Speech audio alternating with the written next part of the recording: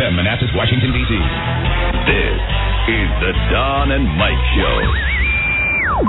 Want to participate in a Don and Mike Show contest? How about this? You or a member of your household can only win once for 60 days. You must comply with any age limitations for each contest. For complete contest rules, send a self-addressed stamped envelope to the mighty WJFK, P.O. Box 3649, Washington, D.C. 20007. Thank you, and God bless. Everybody loves Don and Mike. Yeah. Yeah. Yeah. Oh, yeah. A vacay every day in the month of May. Pack your bags. Yep. From Independence Air, right. The official airline of the Don and Mike Show. Who did that? Sounded like a fart. Oh, my. Sounded like a fart. I wouldn't kill. Weekend is here. Have a can of beer. Joe. Thanks, Joe. Sure. Bye. Good day. Did he hang up yet? I think he did. No? No, he's still... Joe, hang up, please. How's it? That might be the new one. How's it? How's it? Bye, Joe. Good day. Good day. The Don and Mike Show.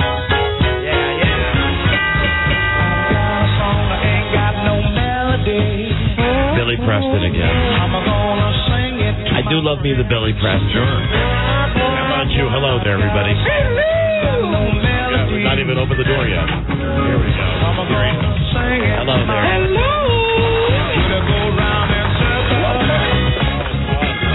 Hi there. Hello. Okay. Hi, Don and Mike. Hi there.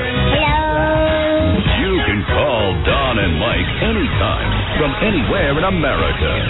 877-365-3636. They're ready to believe you. Yes, it's got Billy Preston will go around in circles, and now Rob. How's your family? Gone. And you know what I would ask Billy Preston if I ever met him? What? How's your afro? He had a big afro back when this was made. Yes. Good afternoon, Mr. and Mrs. Mailman, and all the ships at sea. Robert the Mailman is here wearing a skin-tight Jane Fonda workout costume. I call it a onesie. And handing out Oreos. We started with the base of hot sauce, and we added some other spices. That's a good Joe impression. And we got Don Geronimo and Michael Mann. Okay, thank you. Thank you, boy. Hi, everybody. Thank you, boy. And we haven't said it before. Hello. Right. Hi there. Oh, hi there. Don and Mike Show right here. Hello. Michael, new episode on this Friday. 050605. How's it, Don and Mike? Buzz Burbank here. How's it? No, he's not retarded. No, he's not retarded. And you can call us from anywhere in America at 877-365-3636. From Canada and from Mexico, you can call 800-636-1067. WJFK FM in Washington, D.C. And that station, that's our home station, and it is just... Excellent. Well, it's the greatest station, WJFK. Sure is. Yeah, okay, you made your point. Our dad is dead. And I'm so glad. You can call us from Washington, D.C. on WJFK at 202-432-1067. Now I'm stuck on the Rosie page on the computer. Give me a second. Give me a second. Can you hear me, Mike? I can hear you. Can you hear me? I can't hear you. Our dad is dead. Good. Yes. Yep. I'm hearing you. All right, keep it down over there, please. I got this one memorized. This is the worst one. Shut up. No. Yep. Yes. Yes. Excellent. You said that already. I'm doing her with the music now. I want to see you. I like the fishing. What do you like? Thank you.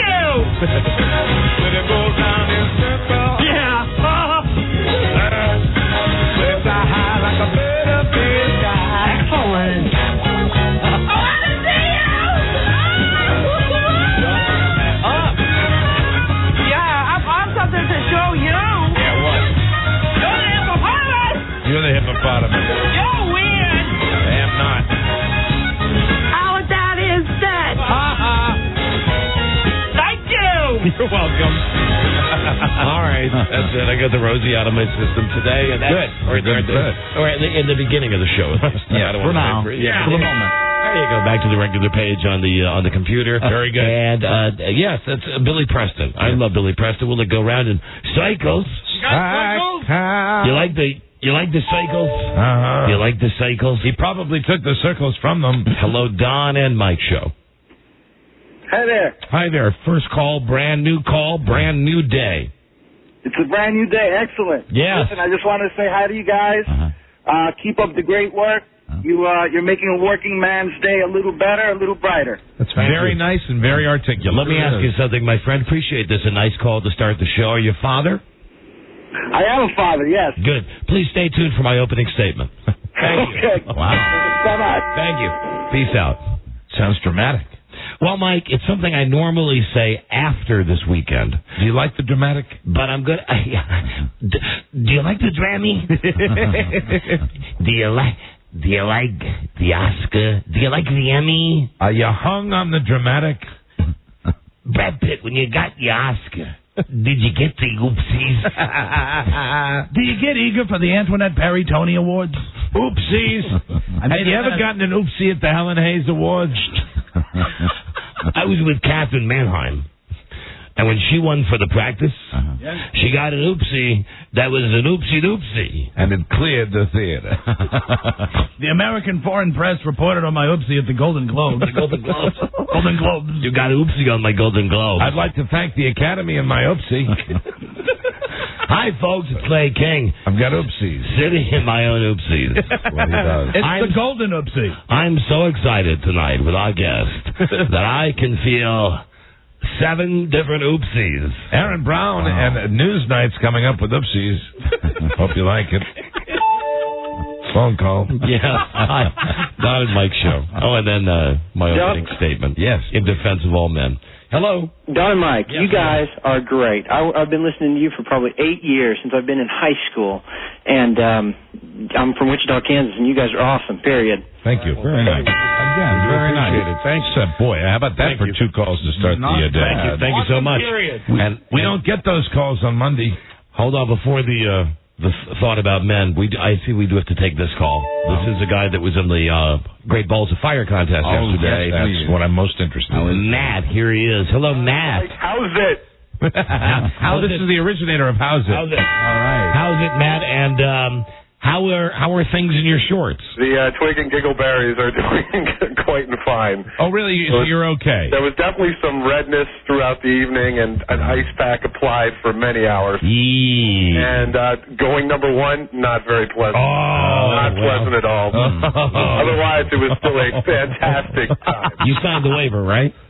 Yes, I did. There you go. Okay, great. You like the burning. And Matt, you were one of our finalists, right? Yes, I was. I lost in the drawing. Brave guy. One of the brave men. There is. Rob said, ha-ha. But seeing that I lost, I was wondering if I could please give a plug. A plug? A plug? What type of plug? I run a creative writing website, and I just wanted to say it. As long as it's not a butt plug. It's not.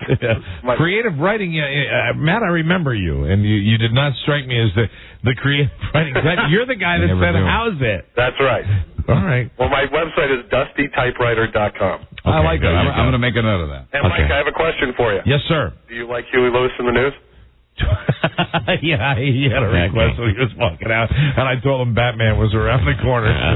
Meeting you guys made my day. Thank you so much. All right, see you, Matt. All right. Bye-bye. Matt's picture and all of those other goofballs, those hunyaks that had the balls in their pants. Right. They're on our website at donandmikewebsite.com. Very exciting. Listen, okay, guys. Yeah. It's Mother's Day weekend. And we all know what that means. And really we know what that means.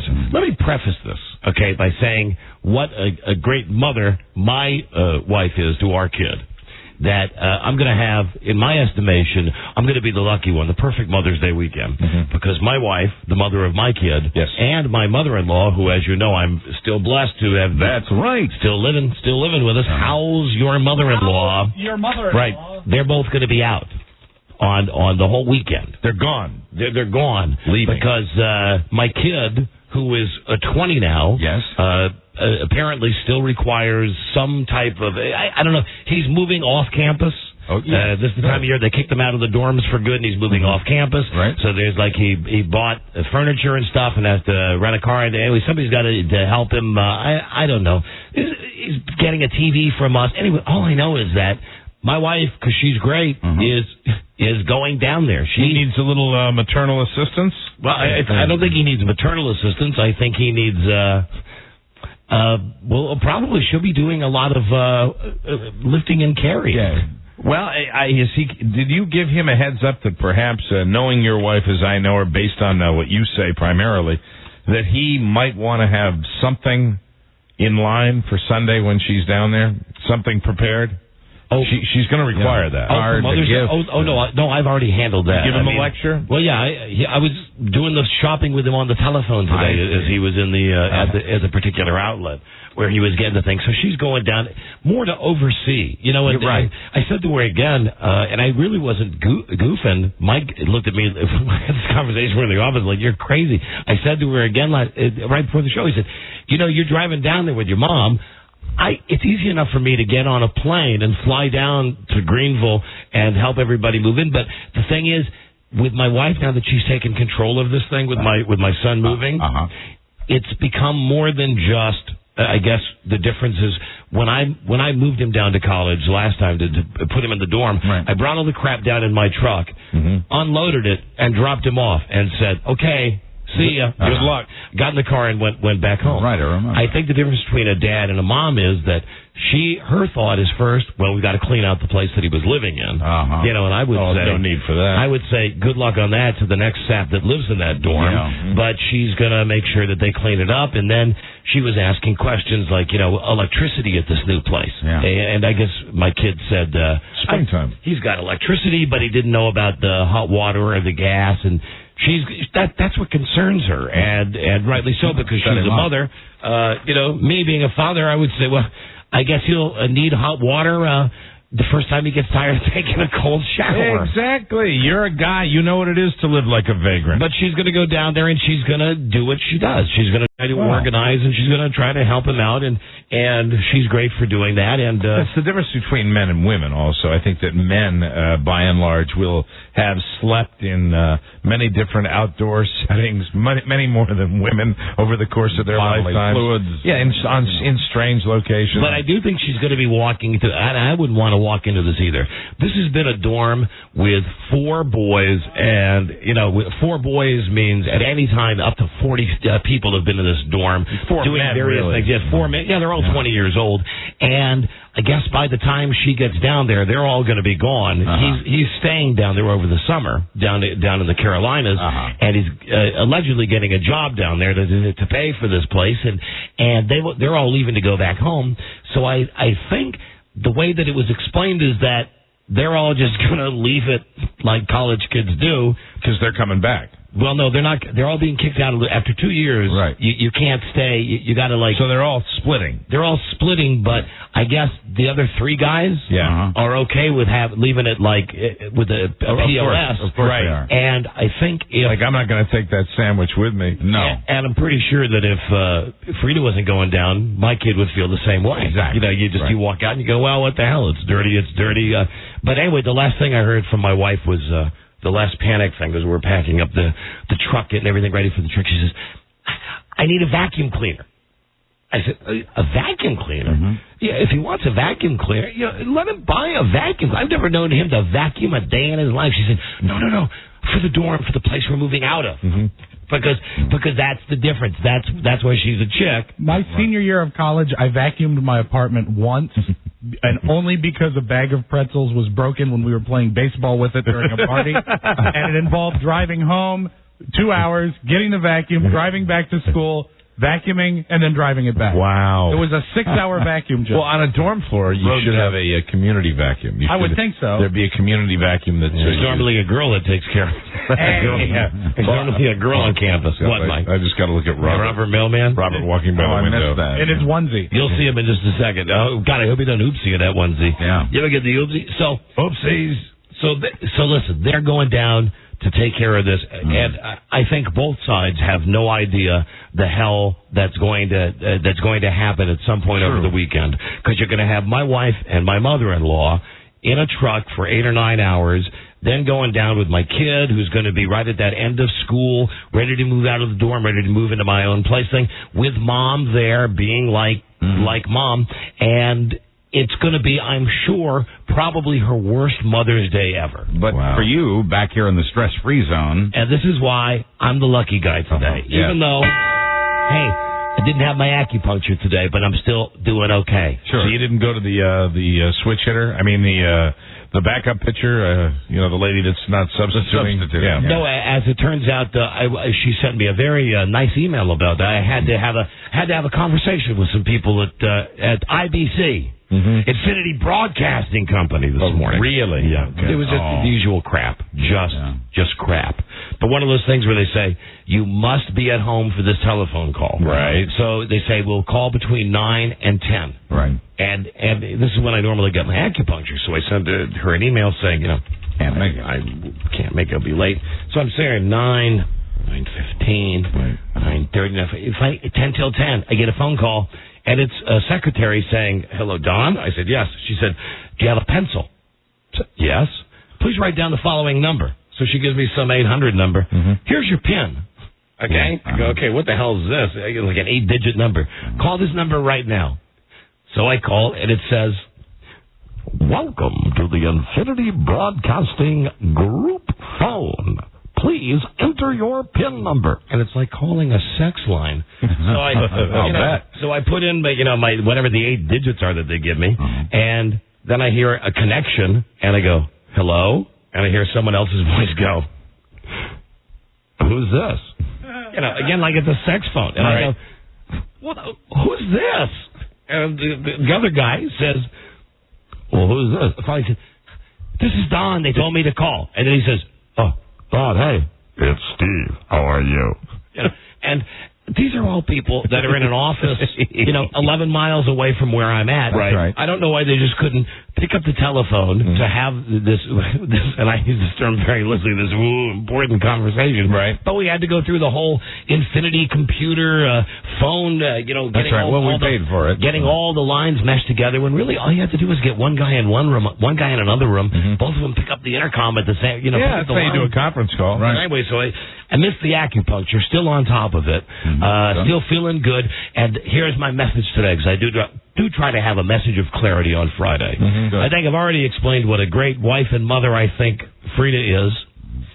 I just want to say, if Father's Day got 1/10 of the attention of Mother's Day, you would have a society of men that would not be as pissed off as we are in general. This is true. Okay, you get what I'm saying? I've just spent the last 5 minutes telling you what a great woman my wife is. She's going down to do this task with my kid, and if it was me, I'd drive down, I would drop off the crap like I did last year, and I'd say, Junior, you're on your own. See ya. But she's a woman, she's a girl, she's, she's a lady. She's a lady. Whoa, she's a lady. She's a mother. And she's doing this on Mother's Day, which is going to be what mothers do. Bad news for my kid who's going to get the fallout from this. But it's not entirely his fault, even though he's a jerk in his own way, and I love him. This whole thing with Mother's Day, and I'm not even talking about in my house, because there's been no pressure this year. In prior years, my wife has put on the full court press about Mother's Day. Prior times when it's been nuts in your house. Yeah, well, no, the big 50th birthday's coming up next month. There's the pressure. So that's the pressure. But there's been nothing about Mother's Day, so this doesn't even have to do with my wife. I haven't heard anything about Mother's Day really of any significance for about 3 years. Just kidding. No, seriously, it still affects you even when you're divorced. My ex-wife said to me, I have my kids this weekend, and my ex-wife said to me, make sure they call. That's it. That's it. You look, if you want to look for fringe benefits, tiny little ones, but ones that are significant nonetheless, you look for that one. So I certainly hope I find a way to a phone on Sunday. Yeah. I hope you remember. I could forget. Do you want me to call and remind you? I could forget. I really could forget. The girls were. If I get going and we're doing something fun, and it's supposed to be a beautiful day, I'll call you. I should. What could be more fun than the call, though? Yeah. Well, the call from them, not from me. Right. Yeah, the call. I'm not part of that equation anymore. Would you like me to call? If you'd like. On behalf? That, you know what, she would appreciate. She would laugh at that. Actually, On behalf of Catherine Elizabeth, I'll give you the number and let you call. That would be hysterical. I think you should insert yourself into the equation like the guy in 24 and say, "Please hold for Catherine." Yeah, I'm thinking about handling the call, even though they can call their mother anytime they want. On that particular day, handling the call much like you would get it in a prison. Where they continue and then I break in. Catherine and Elizabeth, 2 minutes, please. 2 minutes. And then break back in. But no, it's going to be a fine day. It's going to be a fun. Of course, fun this call may be taped for security purposes. Yeah, right. For your own protection, this call may be taped in an effort to serve you better. Exactly. So, it is a much ado about nothing holiday. Created by everybody. Greeting card company. Yeah. The thing is that it's a multimedia thing now. If you turn on any of these stupid shows like the ones that I watch. This is the one day a year that I don't watch. Actually, take it back. 2 days a year I don't watch my beloved Regis and Kelly. First, when they do the Valentine's Day, where it's always a crippled guy getting married, I don't want to see that.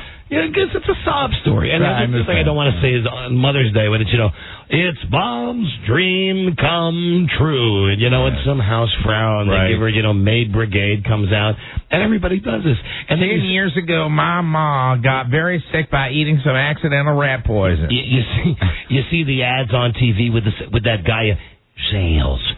It's almost time. The diamond sale. Right. All the same ads that we run. What, Rob? Phone's ringing. Well, pick it up. No, you answer. I think you better answer that. Go ahead. Don, you better answer that. You answer it. Stop ringing. Maybe it's not my wife. No, you know what? I was snookered. It's your son. Now he can't even hear the show where he's at. True. Instructed to call. He was instructed to call. Oh, Mom must have called him and told him. Hello. Hello. Yeah, what's up? You're on the air. How are you? I'm fine. How are you? Fine. Mom told me I should call. Huh. Why did your mother say call? Because you're talking about moving in, she said. Yeah? Talking about her helping you move in? Talking about you moving in? Yeah. Talking about, hold on. I was talking about Mom going down there this weekend to help you move in to your place. And how great she is. And and everything she's doing for you. And I do appreciate it, but I was just on the phone with her, and she said I should call. Huh. Okay, hold, please. Yeah. Hey, Barty, is she at home? Of course she is. Hold on. Enter your PIN number. Hold, please. Hold on a second. Time for a conference call. Brother. And I'm getting off my main point here. Well, I wish I had my acupuncture today. It would have kept me on point with it about the unfair balance of Mother's Day advertising, and today they're 3 deep in the store already. Yeah. 2 days ahead. You know why? Hi, honey. Because it's women buying as well as men. Because of course. Women are buying for their mothers, and they have mothers too. And the freaking categories that I see today.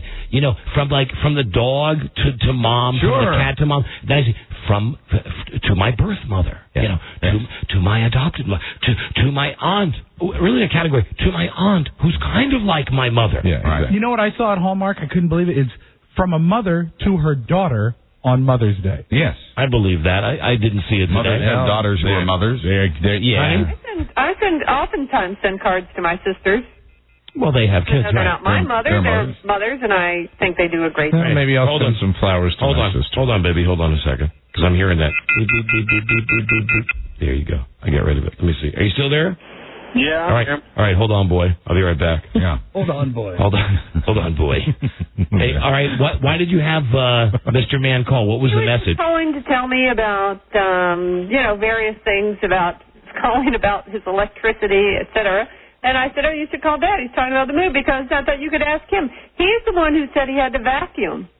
Who actually said I had to vacuum. He's the one who called. You know what? I'm going to just do like a Dr. Phil thing. Yeah. When I was yelling at Dr. Phil yesterday, I'm going to have to do the same thing today. Who initiated the vacuuming talk? Okay, you're both on the air now.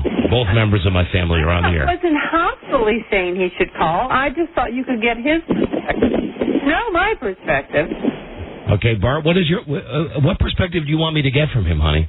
Well, you were saying that the vacuuming, for example, came from me. He's the one who told me that these are the things he has to do before he moves out. So he's very diligent when instructing me to do something. I mean, he was conscientious enough to think of that. Well, did he mention the vacuuming to you so you'd do the vacuuming? Well, of course. I'd have a vacuum. What, Bart? What? I don't have a vacuum at school, and I would need one to do the vacuum. What about the dorm floor have a vacuum? What about the mall rats you live with? Well, they don't have a vacuum either. What about a broom? Whenever you need something, say, oh, I have to have this video something, you take the little credit card that we let you use for emergencies, and go to Walmart or wherever and buy it. Now, you could have done that in the vacuum situation, too. No, because I asked you about it, and you said, we'll figure it out when we get down here. I asked you about it a week ago. Why don't you just get a broom, son? I'm not busting chops. Why don't you get... No, we don't need... I really didn't say that he should call you to give him a hard time, because I've already got the vacuum packed. It's not a problem. I was just saying to get his point of view. All right, and what point of view is that? Bart, what is your point of view on this? He doesn't have a point of view. I don't even know what we're talking about. Yeah, Mom just told me I should call. You do the radio show, Daddy. I thought you might want somebody, another member other than me calling in. That was it. We don't need to get the third degree. I didn't even call you. You're the one that told Bart to call. I was just doing what I was told. Honey. I know I didn't call. I didn't call you. I didn't ask the boy to call. I know, but a lot of times I hear you talking, and even if it's about something that pertains to us, I all in. As a casual observer, I heard Freda say he just called to get his point of view, and then when you asked him what his point of view, Freda jumped in and said he doesn't have a point of view. But she asked him to call with his point of view. You can't ask somebody, what their point of view is. I thought you could have one of those kind of... Okay, let me explain to you about your radio show. Did you just want me to tell him, like... No. Here's the way the radio show works. And if I was going to get scolded, I wouldn't have called in. You're not. If you were going to get what? Scolded? Yeah. You're kind of a hero here. I just thought a lot of times if you're having a discussion that relates to the home, I call in, we banter, we chat a little bit, then I go on my way. I just thought maybe Bart never knows when to call in because he's out of hearing, that he might like to just call in, chat, banter a little bit, and then go on his way since you were talking about a topic that pertained to him. That's all. I already, before we went on the air today, in real life, I already yelled at him about making sure that he's appreciative of you coming down there and helping him out. Isn't that true, son? Didn't I yell at you? Didn't I yell at you good about that today? I'm not making that up. I called him on the way in. All right. I just should have... you know what? I'm a listener, not a caller. No, hold on. Listen, honey, you hold on a second. My mother's a whore. Hold on. I need to... dear. Now, your mother is living with us. What's up with you? Well, I'm just trying to be a good listener now. I shouldn't have meddled. Hold on. You just said that your mother is a whore? Wow. Hold on. Hi, this is Don's mother-in-law, Big Freda. Listen to that. You said... I shouldn't have meddled. I thought I like to hear Barty on the air occasionally. He's never on the air. And because he doesn't know when to call in, I just thought it was a good opportunity to have a little relatable. All right, you know what? With your son. I think... Okay, thank you, and I love you, and I'll talk to you later. Goodbye. Okay, hold on, Bart. Okay. Hold on. Which line is she on? Let me make sure. Okay. So, here we are. Just us now. Just the guys. Hey, Bart? So how are you? I'm fine, thank you. I'm telling you, she is going to be wound up by the time she gets down there. I know. So you be cool with her. And really, like I told you off the air, seriously, appreciate the fact your mom's coming down there. I really do help you out with that stuff. I think she wants me to probably yell at you about how stupid you are about stuff like electricity and stuff. What are you talking about? I did the electricity today. There you go. See, hero. I did it an hour ago. Okay, well, what's doing the electricity? Is this some sort of new college prank? It's getting it turned on and getting the billing set up. It just happened. Just happened. Did I hear? Hold on a second. Did I hear getting the billing set up? Have we been in South Carolina too long? I just heard your son say getting the billing set up. Well, that's what I was doing. How's it?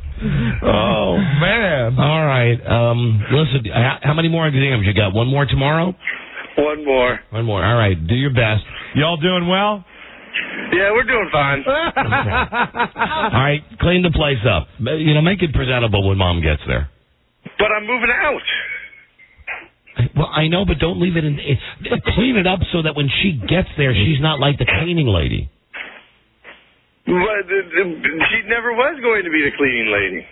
Okay, who is going to be the cleaning lady? I am. You are. Okay, all right. Well, You good. requested the vacuum. Good. Well, I bet that's probably why Mom had you call, so that I would give you that you would have some directive like this. Then, so you will be doing the vacuuming. Yeah, I just asked her to bring one because she said I shouldn't buy one. Okay, good. Well, that's good, I guess. Okay. All right. Good. I'm cool with this. You know, I think he's fixing to take care of all the cleaning. Yeah, I reckon. All right, well, y'all have a good day. Why? Why are you so mean? Because I'm married to Mom. That's why. Don't fret about your kin, Bart. Don't fret. Happy Mamo Day. Happy Mama Day. All right, I'll see you. All right, bye, son. Love you. See you. Love you too. Bye. Bye-bye. Okay, now, just give me 1 second. I think you handled that well. I really don't know what she wanted me to do with him calling in. It's like throwing him into the lion's den. She thought she was helping the show. She said she thought he would have a relatable about the moving.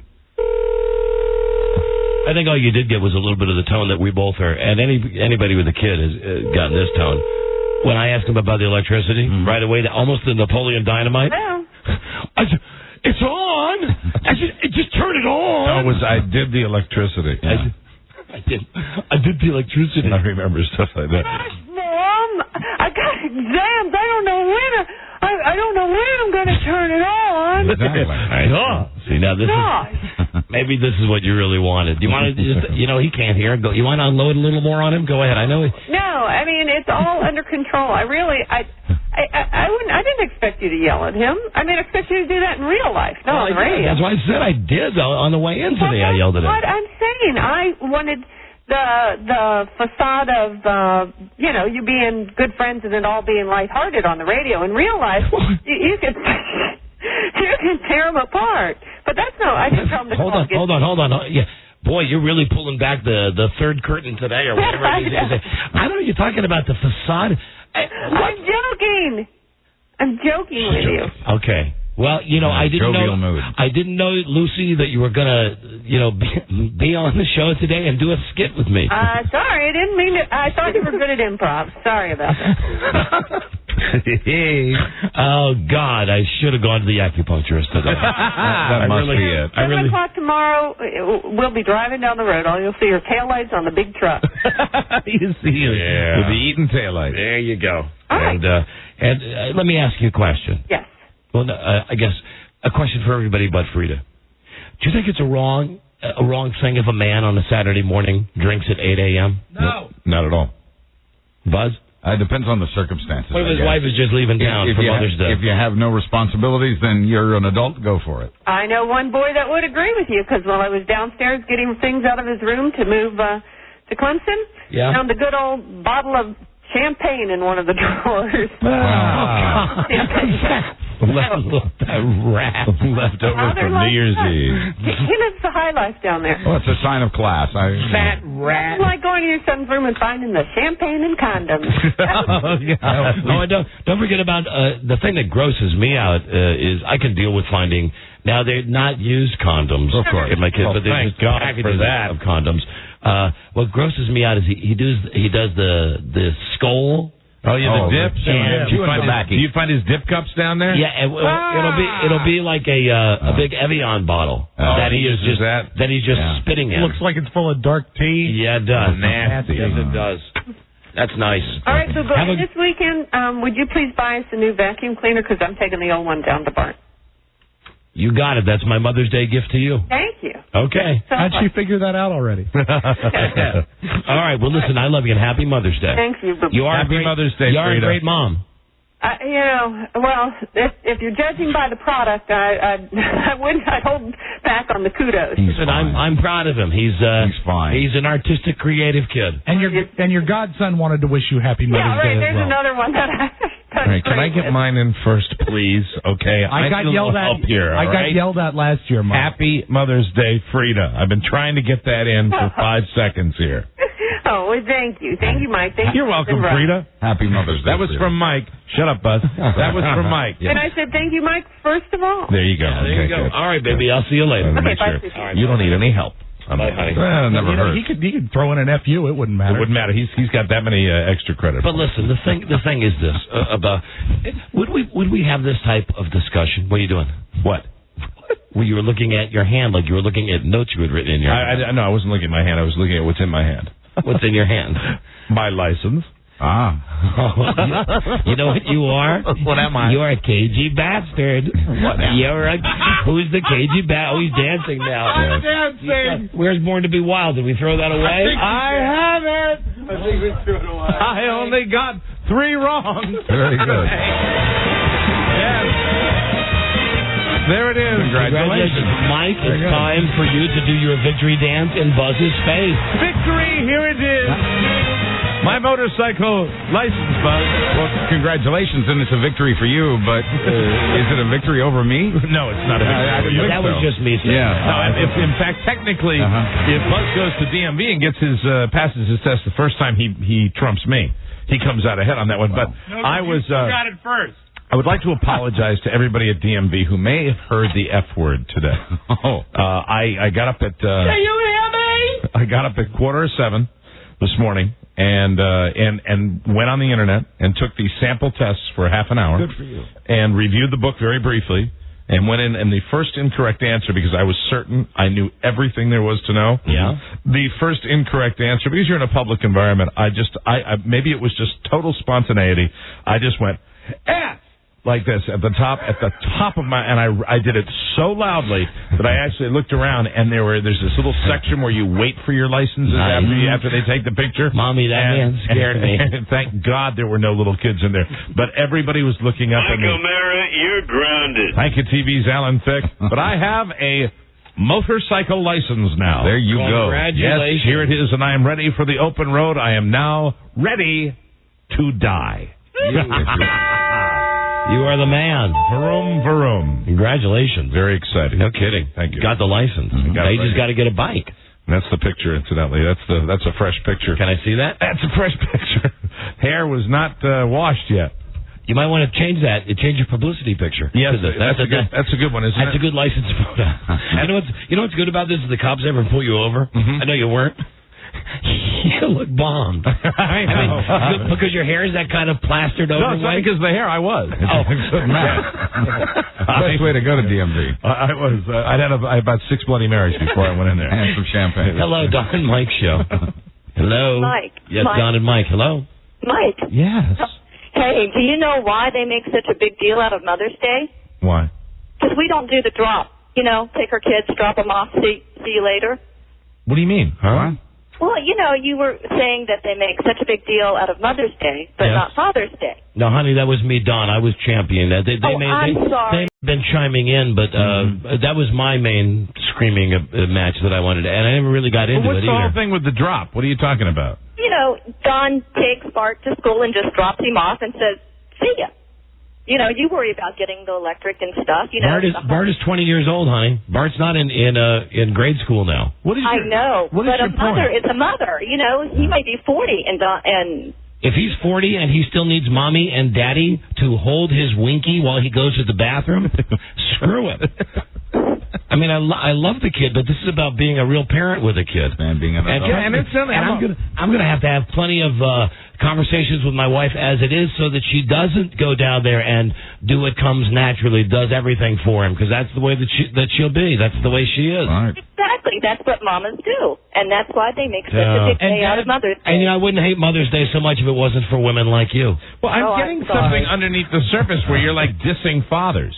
No, I just said that's why sometimes they do that. I didn't mean it in a negative way. Honey, yes, I was just kind of joking. Wouldn't it be? No, you weren't. But wouldn't it be nice if Father's Day was treated with the same amount of reverence and importance as Mother's Day, where you saw the barrage of advertisements on TV, where you saw segments on radio and TV devoted to that, where everything was, let's make Dad's wish come true. Let's have a day for Dad. What does Dad want? I agree. I agree. Because it doesn't happen. You know what Father's Day is? It's a forgotten holiday. Yeah, even if it's the Arbor Day of holidays. Even if it's acknowledged, Father's Day is usually, hey, go do what you want. Yeah, that's right. You left alone. That's it. This lady says she agrees, but she doesn't. She thinks that the father doesn't do as much. Doesn't do as much, and is that what you think, ma'am? In some cases, because many times we're working to buy you jewelry. Is that it? But let's use my situation. I got it. I apologize. I'm so sorry. Well, I'm glad. I hate that. I'm glad you know your place, but please stay on the line for a moment. I mean, really, give us a perfectly good argument. Please just stay on the line for a moment. In particular, the case with my son, which we were bringing up. It's not a question of who works harder or who does what. It's just the style of each parent. And I think with a boy who is really a man, and Freda agrees with this. It's just something she can't control. Right. Long distance, she feels the same way as I do. Screw him. If he's got dirty underpants because he can't do his laundry, well, I guess he's going to have dirty underpants until he does his laundry. But as far as, leave him alone. But if she was down there, she probably would end up, because she got tired of bitching at him about it, she'd probably end up doing the laundry for him. Whereas me, I would say, well, I guess you're not wearing underwear today. And if that happens, he won't be prepared for, the open road. He won't know how to lean into the curves, and accelerate and turn into the lane by turning his head to the right. Listen, I wouldn't be mad if Father's Day just got that much more attention. I was in that store today, and it was 3 deep buying the cards. You want life for him to be an easy ride.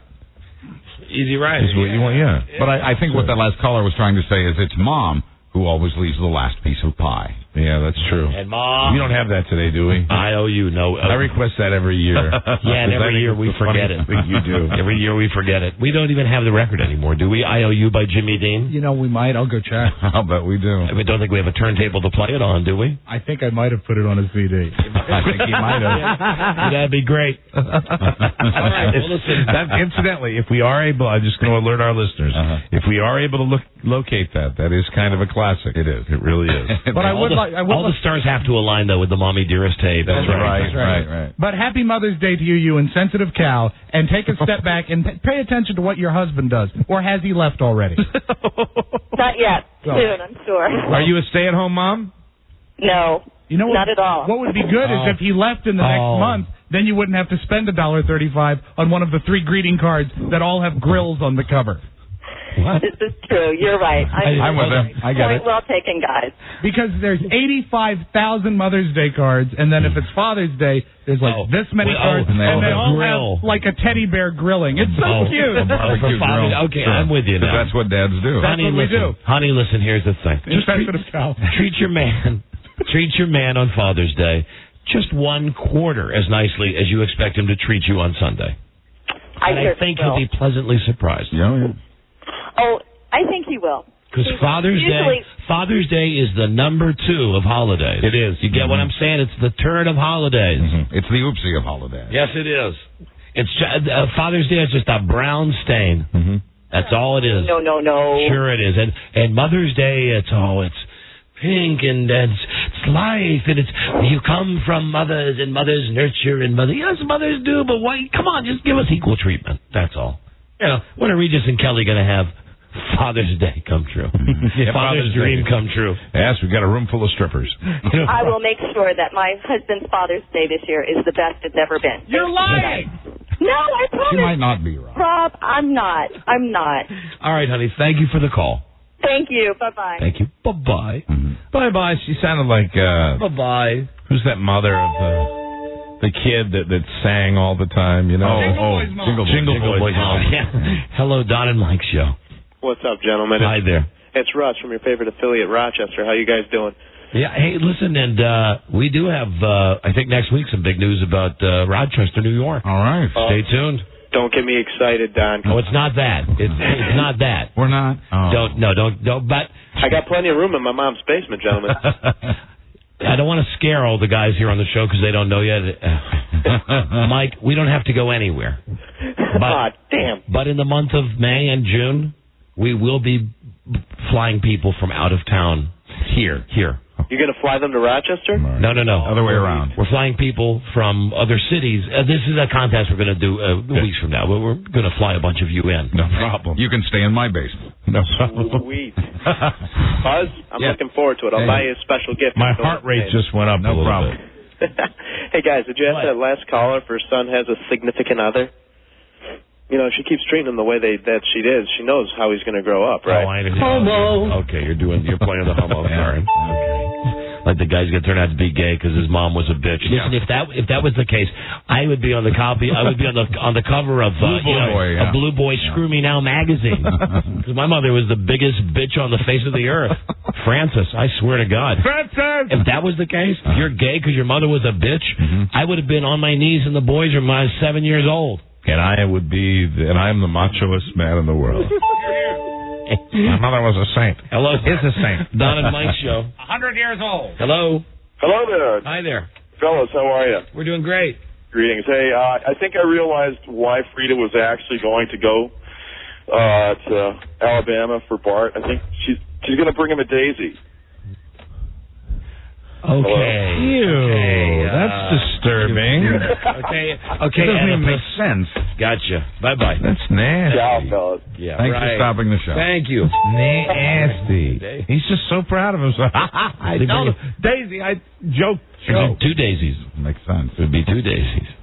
Yeah. He wants to start talking about John Wayne Airport again. Hello. Don and Mike show. Hey, guys. Two quick things. Yes. It's going to be a sad Father's Day for two little girls now that Mike has his motorcycle license.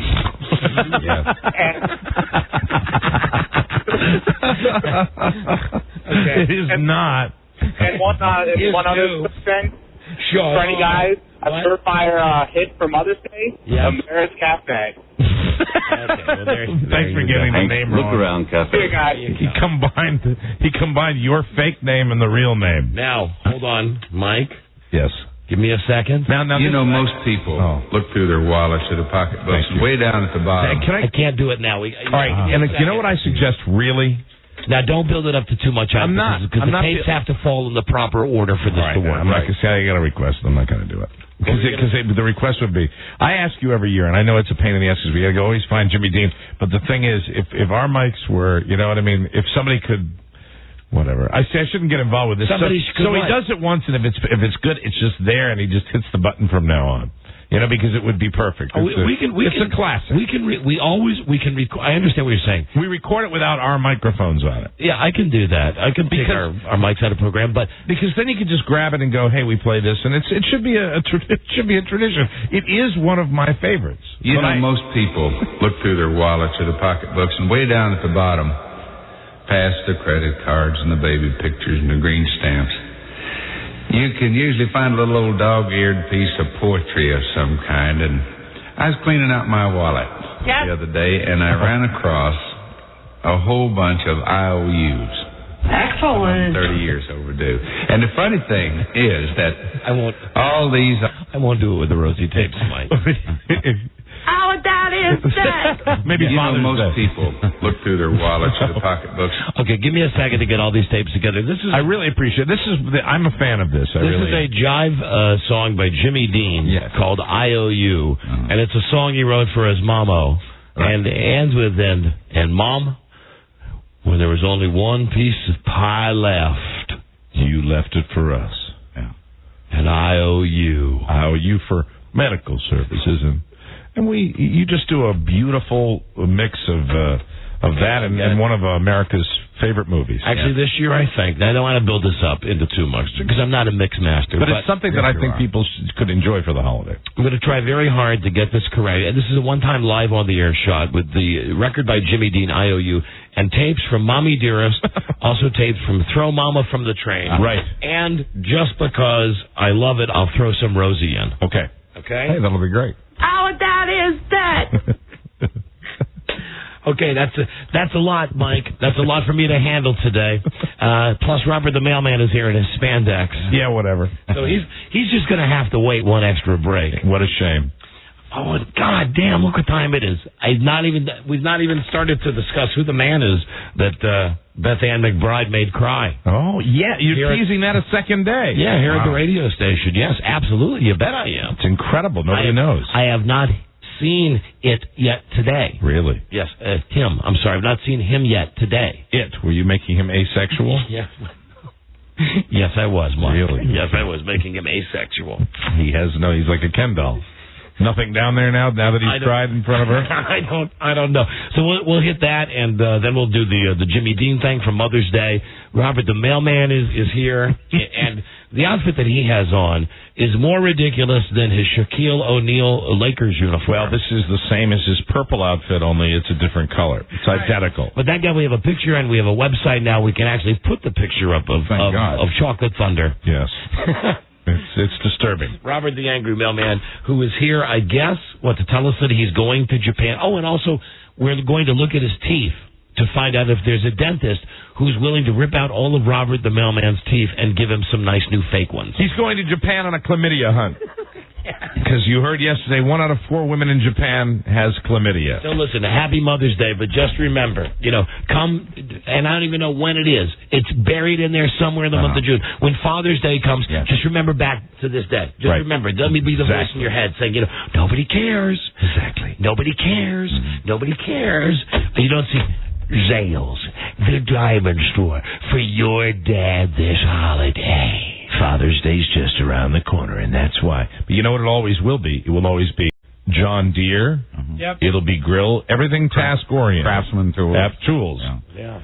So make Dad happy so he can go out and work. Should be Smith & Wesson. In the yard. It's Smith & Wesson, right. Or you like Camelot. This Father's Day, make Dad happy. Wake him up and say, Dad, go down to the strip bar. Enjoy yourself. Really what most dads really want, and I used to get it every once in a while, would be when they'd leave you alone. Leave alone, right. I mean, like, my Mother's Day weekend this weekend with my wife going out of town, that might as well be my Father's Day gift. Give Dad the gift that'll give all day long. Have him wake up to an empty house. Leave him alone.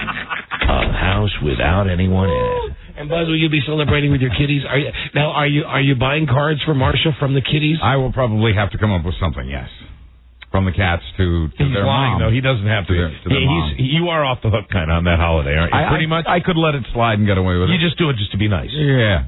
I don't think you could because you have a new kitty now. That's true. Now that you have the Monty. new kitty. Monty is Buzz's new kitty. Buzz and Marcia have a new kitty. It might be a good weekend for like a ride on your motorcycle. Oh, you don't have a motorcycle. You could rent one. Oh, no, you don't have a license yet. No. You have a license, you don't have a motorcycle. That's right, I know. Hold on, we got to break, everybody. We'll be right back. Is the Don and Mike Show. This is the Don and Mike Show. Gee whiz, gang. Looks like the killer gutted the victim, strangled him with his own intestines, and then dumped the body in the river. You're right, Scoob. We're dealing with one sick son of a bitch. The Don and Mike Show. You can call Don and Mike anytime from anywhere in America. 877-365-3636. They're ready to believe. Now, this is the way it's going to be. All right, Judge. Don't you have something to do? Yeah, we're doing our show. I wouldn't make it a habit calling me that, son. Hey, chill out. What's up, dude? I thought that's what it was.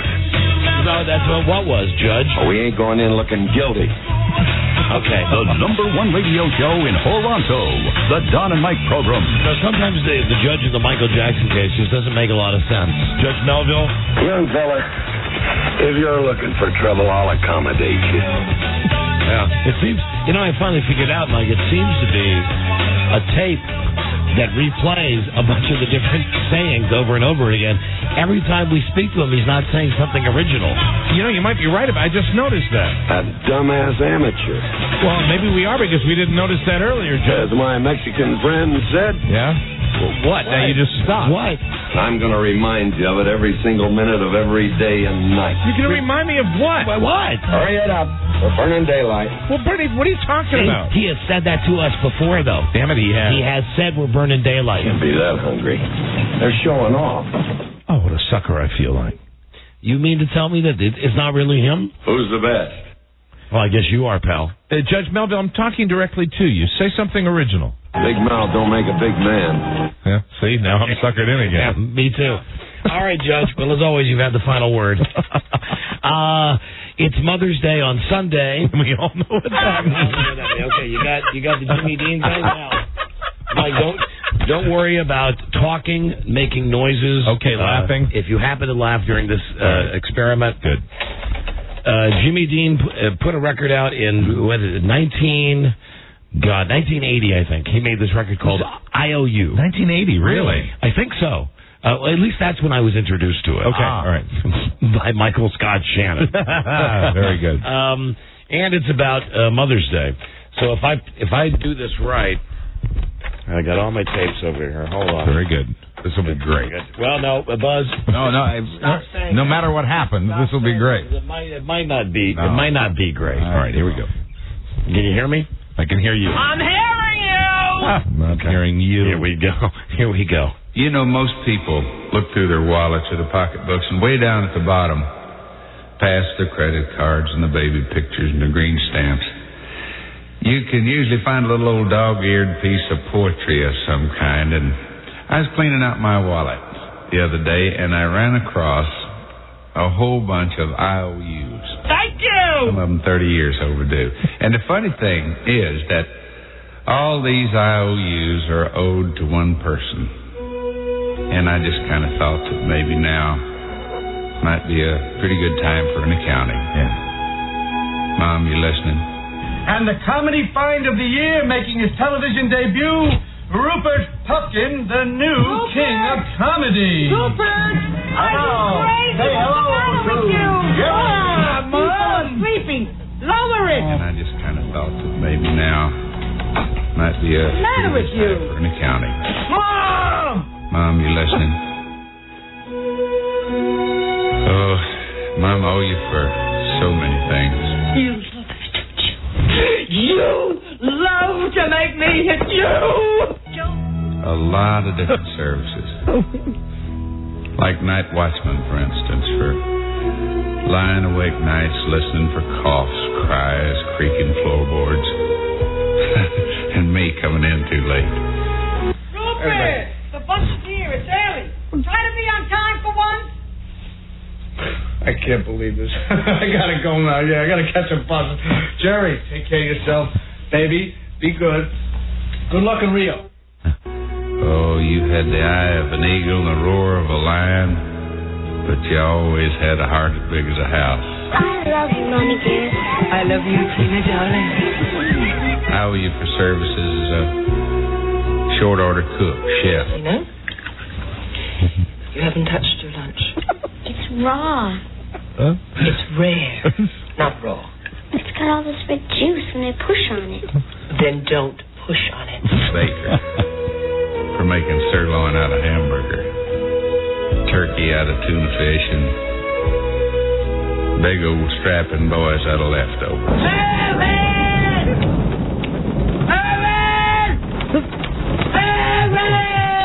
What? Get me a soda with some ice in it. I owe you for cleaning service. For the daily scrubbing of face and ears. All work done by hand. And for the frequent dusting of a small boy's pants to try to make sure that he led a spotless life. Forget it. I fought worse monsters than you for years in Hollywood. I know how to win the hard way.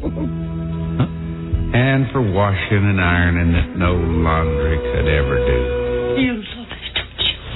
You love to make me hit you. For drying the tears of childhood and for ironing out the problems of growing up. I owe you for services as a bodyguard. Your friend had an accident. He's dead. You got bullied and even hopes to take care of me. For protecting me from the terrors of thunderstorms and nightmares and too many green apples, and Lord knows I owe you for medical attention.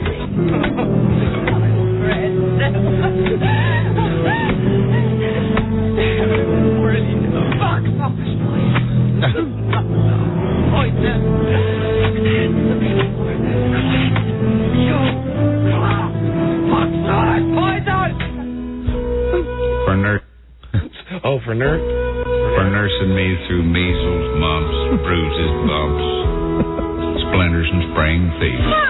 You lost again. It's not fair.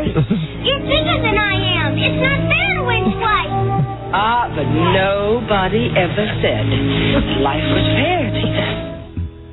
And let's not forget medical advice either. Oh, no. Important things like, you don't quit scratching that, it ain't never going to get well. You love it, don't you? You love to make me hit you! Joe! And if you cross your eyes, they're going to stick like that. And probably the most important was, boy, you be sure you got on clean underwear in case you're in an accident. Barbara, please! Please, Barbara! Leave us alone, Barbara. If you need anything, ask Carol Ann. It's wonderful. This is wonderful! And I owe you for veterinary service. For feeding every lost dog that I dragged home at the end of the rope. Royalty!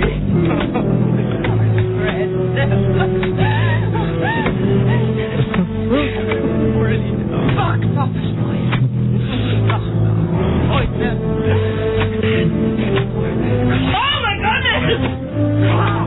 Poison! Healing the pains of puppy love. And I owe you for entertainment. Entertainment that kept the household going through some pretty tough times. I miss you. Yeah, you should. You never come see me. I've been busy. Everybody's busy. And don't lie to me. I know your father forbids your coming down here. For wonderful productions at Christmas.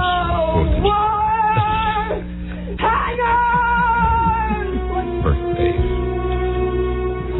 And for somehow making make-believe come true on a very limited budget. I love you, Mommy dear. I love you, Tina, darling. How that is that? I owe you for construction work. Darling, rare meat is good for you. The doctor said so. Meat loses its vitamins. It's overcooked. I've had my vitamins this morning. Pills. For building kites and confidence and hopes and dreams. Wire hangers doing in this closet when I told you no wire hangers ever! And somehow you made them all touch the sky. And for cementing together a family so that it would stand the worst kinds of shocks and blows. And for laying down a good, strong foundation to build.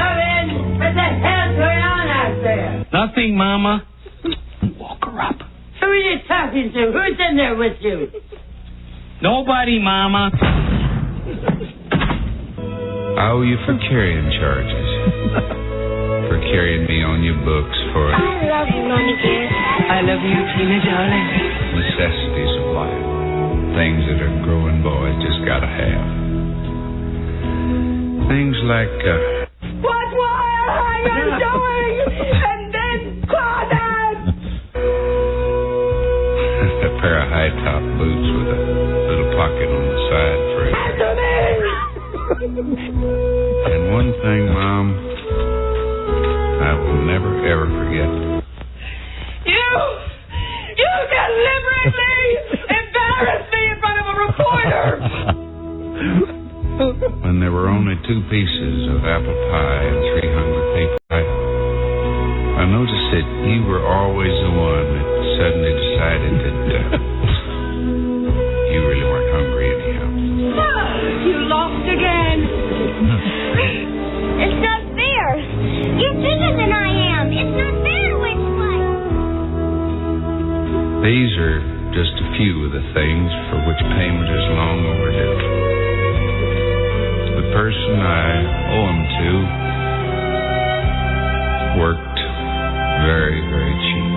No! What? Hang on! And he's What's wrong? simply by doing without a whole lot of things that she needed herself. We don't want any hard feelings. You don't know what hard feelings are until till I come out publicly against your product, and you'll see how much you sell. My IOUs add up to much more than I could ever hope to repay. Your friend had an accident. He's dead.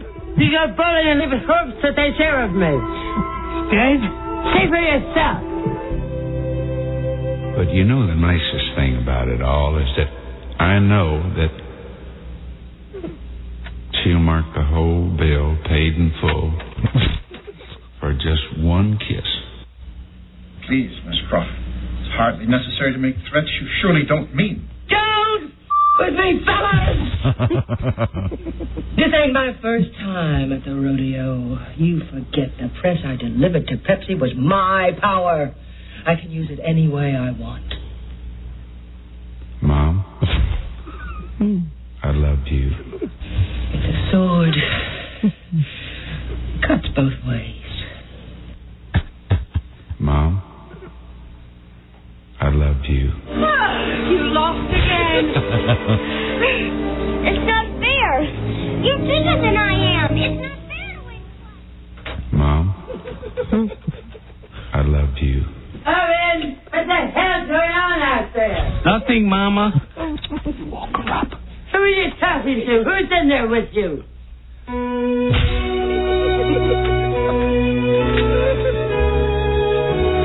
That's all I got for you. Yeah. I love you, Tina, darling. Bravo. Oh, that is that. Thank you, Rosie. Okay. You were a nice contributor on that, too. Thank you, Mixmaster. There's our little Mother's Day tribute. Give me a couple more. If I had a couple more tries, it'd be perfect. Yeah, it was pretty damn close for doing it on the fly. Hard to go wrong. That was a live remix right there. You got the great ingredients. That's great. The best was when she started talking about food. I forgot the roast beef scene. You'll eat it rare. Meat loses its vitamins when it's overcooked. I had my vitamins pills. Don't push on it. Oh, I love it. That's what makes it good. It's on the fly. And Mom. And I had a guy, this guy, Super Shane, that I work for, would give me this record and say, seriously, boy, you play this once an hour. And don't talk and don't play drop and like no goofing around. No messing around with it. When it's just ripe for that. Right. It really is. And Mom, you saved the last piece of pie. That's the line that always gets it. You lost again.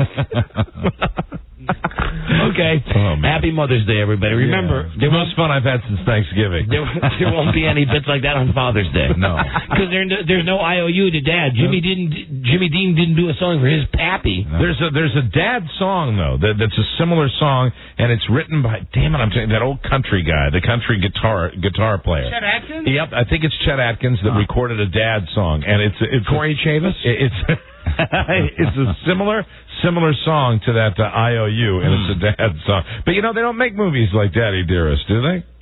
I mean, Daddy movies. Daddy's being bad all over the movies. Yes. What about Daddy? Oh, that is that. Yep, that's right, Rosie. Part of the problem. There was the movie Stepfather. Stepfather, that's right. All right, happy Mother's Day, everybody. All right. Can you imagine what Robert Mailman's mother must be thinking now? Oh, incredible. She must be very proud of him. Yes, of course. He's down here today wearing his Richard Simmons / Harlem Globetrotters outfit. Not to mention all the babies' mamas around there. He has on, Robert Mailman has on, Buzz, I know we kid you about wearing clothes that are too small for you, but he's got on today like the Charles Atlas top. Yeah, it looks like it's a onesie.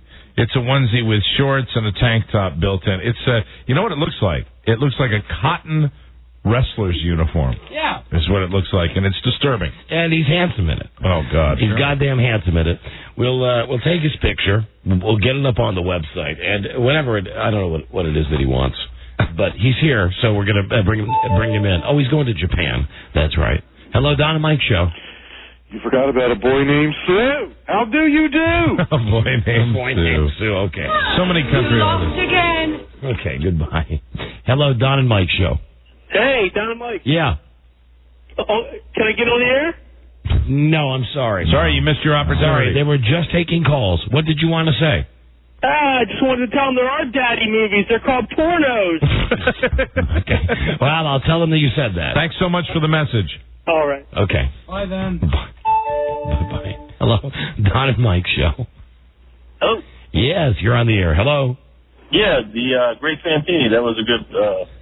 The Great Santini. The Great... You know what? That would be the best movie for... No. No, yes it is, Rosie. It is, Rosie. No. Yes, it is. Oh, that is that. The Great Santini. That is the best bad father movie ever. That's where we landed. Good call. Good call by him. Santini. We will be right back, everybody. Is the Don and Mike Show. This is the Don and Mike Show.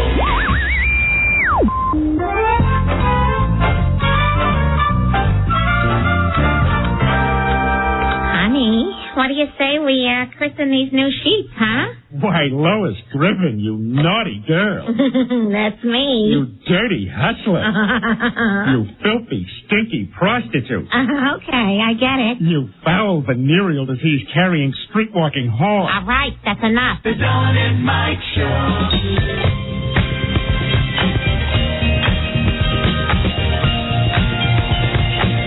This episode contains some animated nudity and sexual dialogue. Parental discretion is advised. Listen, or they'll poke you in the eye. Don and Mike. Yeah. Happy Friday, everybody. Do some business. Go to our website, DonandMikeWebsite.com. They got swamped yesterday. Everybody looking at the pictures of the Great Balls of Fire. Also, let's say hi, Independence Air, the official airline of the Don and Mike Show. Hi. We give away a trip a day in the month of May, a vacation every day to Las Vegas. We'll do it later. Independence Air now flies to Seattle, San Diego, San Jose, San Francisco, and Los Angeles. Fly I and get your happy bags game tag.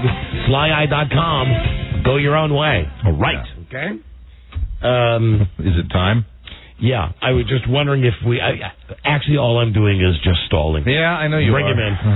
We could have had a big discussion about Independence Air. They've not complained. They're the official airline of the show.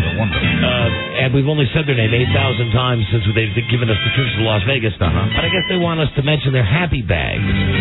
Well, of course. That was the bone of contention. They said, the exposure is great, but where's the talk about the happy bags? If you had happy bags, you'd be proud, too. And here now. Speaking of, in his onesie.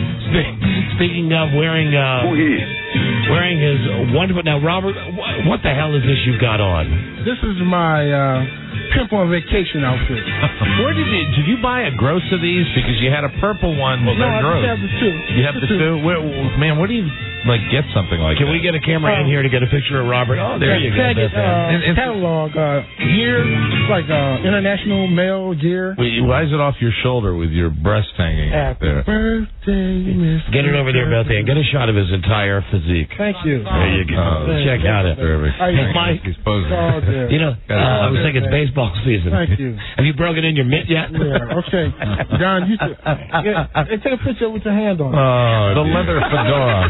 Hold on, Robert wants Beth, and I agree. Take a picture with your hand on Robert's mitt. Oh, that's disturbing. Where'd she leave? The whole thing's disturbing. She did it in the back. She kissed one. She kissed one of your mitts. She kissed one of your breasts? I find that hard to believe. Hey, don't hate, congratulate. Okay? Don't hate, congratulations. Don't hate the player. That's hate right. the game. You're right, Robert. Robert Mailman is wearing a leather fedora. Yeah. Kind of a shaft thing you got going on. He's on also vacation, baby. He's also got the bling bling, and he's got his bodysuit on, and you are headed to Japan, right? Nagoya, Japan. Well, why are you going there? It's called disposable income, bitch. but why? But why there, Robert? Why Japan? Airfare. I told you guys last time I got a round trip ticket for $460. Wow. On a real airline, American Airlines. Oh, good. I know it's not independent. Independence. Whatever. Right. Americans Airlines. The Americans taking my black asses to Nagoya, Japan. And how long will you be spending in the wonderful country? Oh, I will spend the most honorable week in Japan. Wait. Now, are you gonna be doing your Japanese dialogue there? What are you doing? What do you got there? What's this selection? This is my most honorable translator from Shopper Image. Oh, exciting! $200 for a crappy translator. Let's see if it works. Okay, let's see what word would I have? Bitch. Okay. Hold on, Joe. I got the American version and the Japanese version. Okay. Robert, I want you to know something. Joe just handed me what I consider to be a rather racist statement. What did he say? And Let him read it. Yeah, let me read it. No, I'll let Joe read it to you. Yeah. Read it to me, Joe. Robert, with your shirt off, you remind me of old National Geographic. Coming from a guy who's actually older than me, and makes about maybe 1/10 what I make. Yeah, that's so he still got that little racist. He's still white. That's what he got. That's all he has going for him. Because basically he's a white loser. He comes walking in the back of the room and just like hands me his note like Joe's thought. Yeah, it's not a racist statement. It's a realistic statement.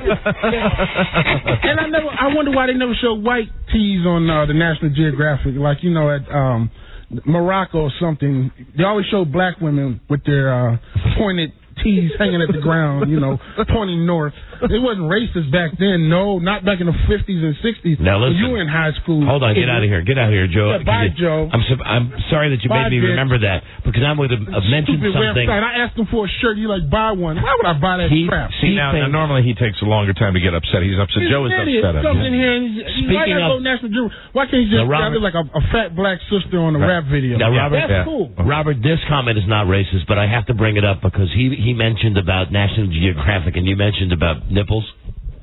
Did anybody see the video of that gorilla that gave... why has it got to be a gorilla reference? That's not racist. Hold up. Will you shut up for a second? Let me get to the point. Shut up. Go ahead.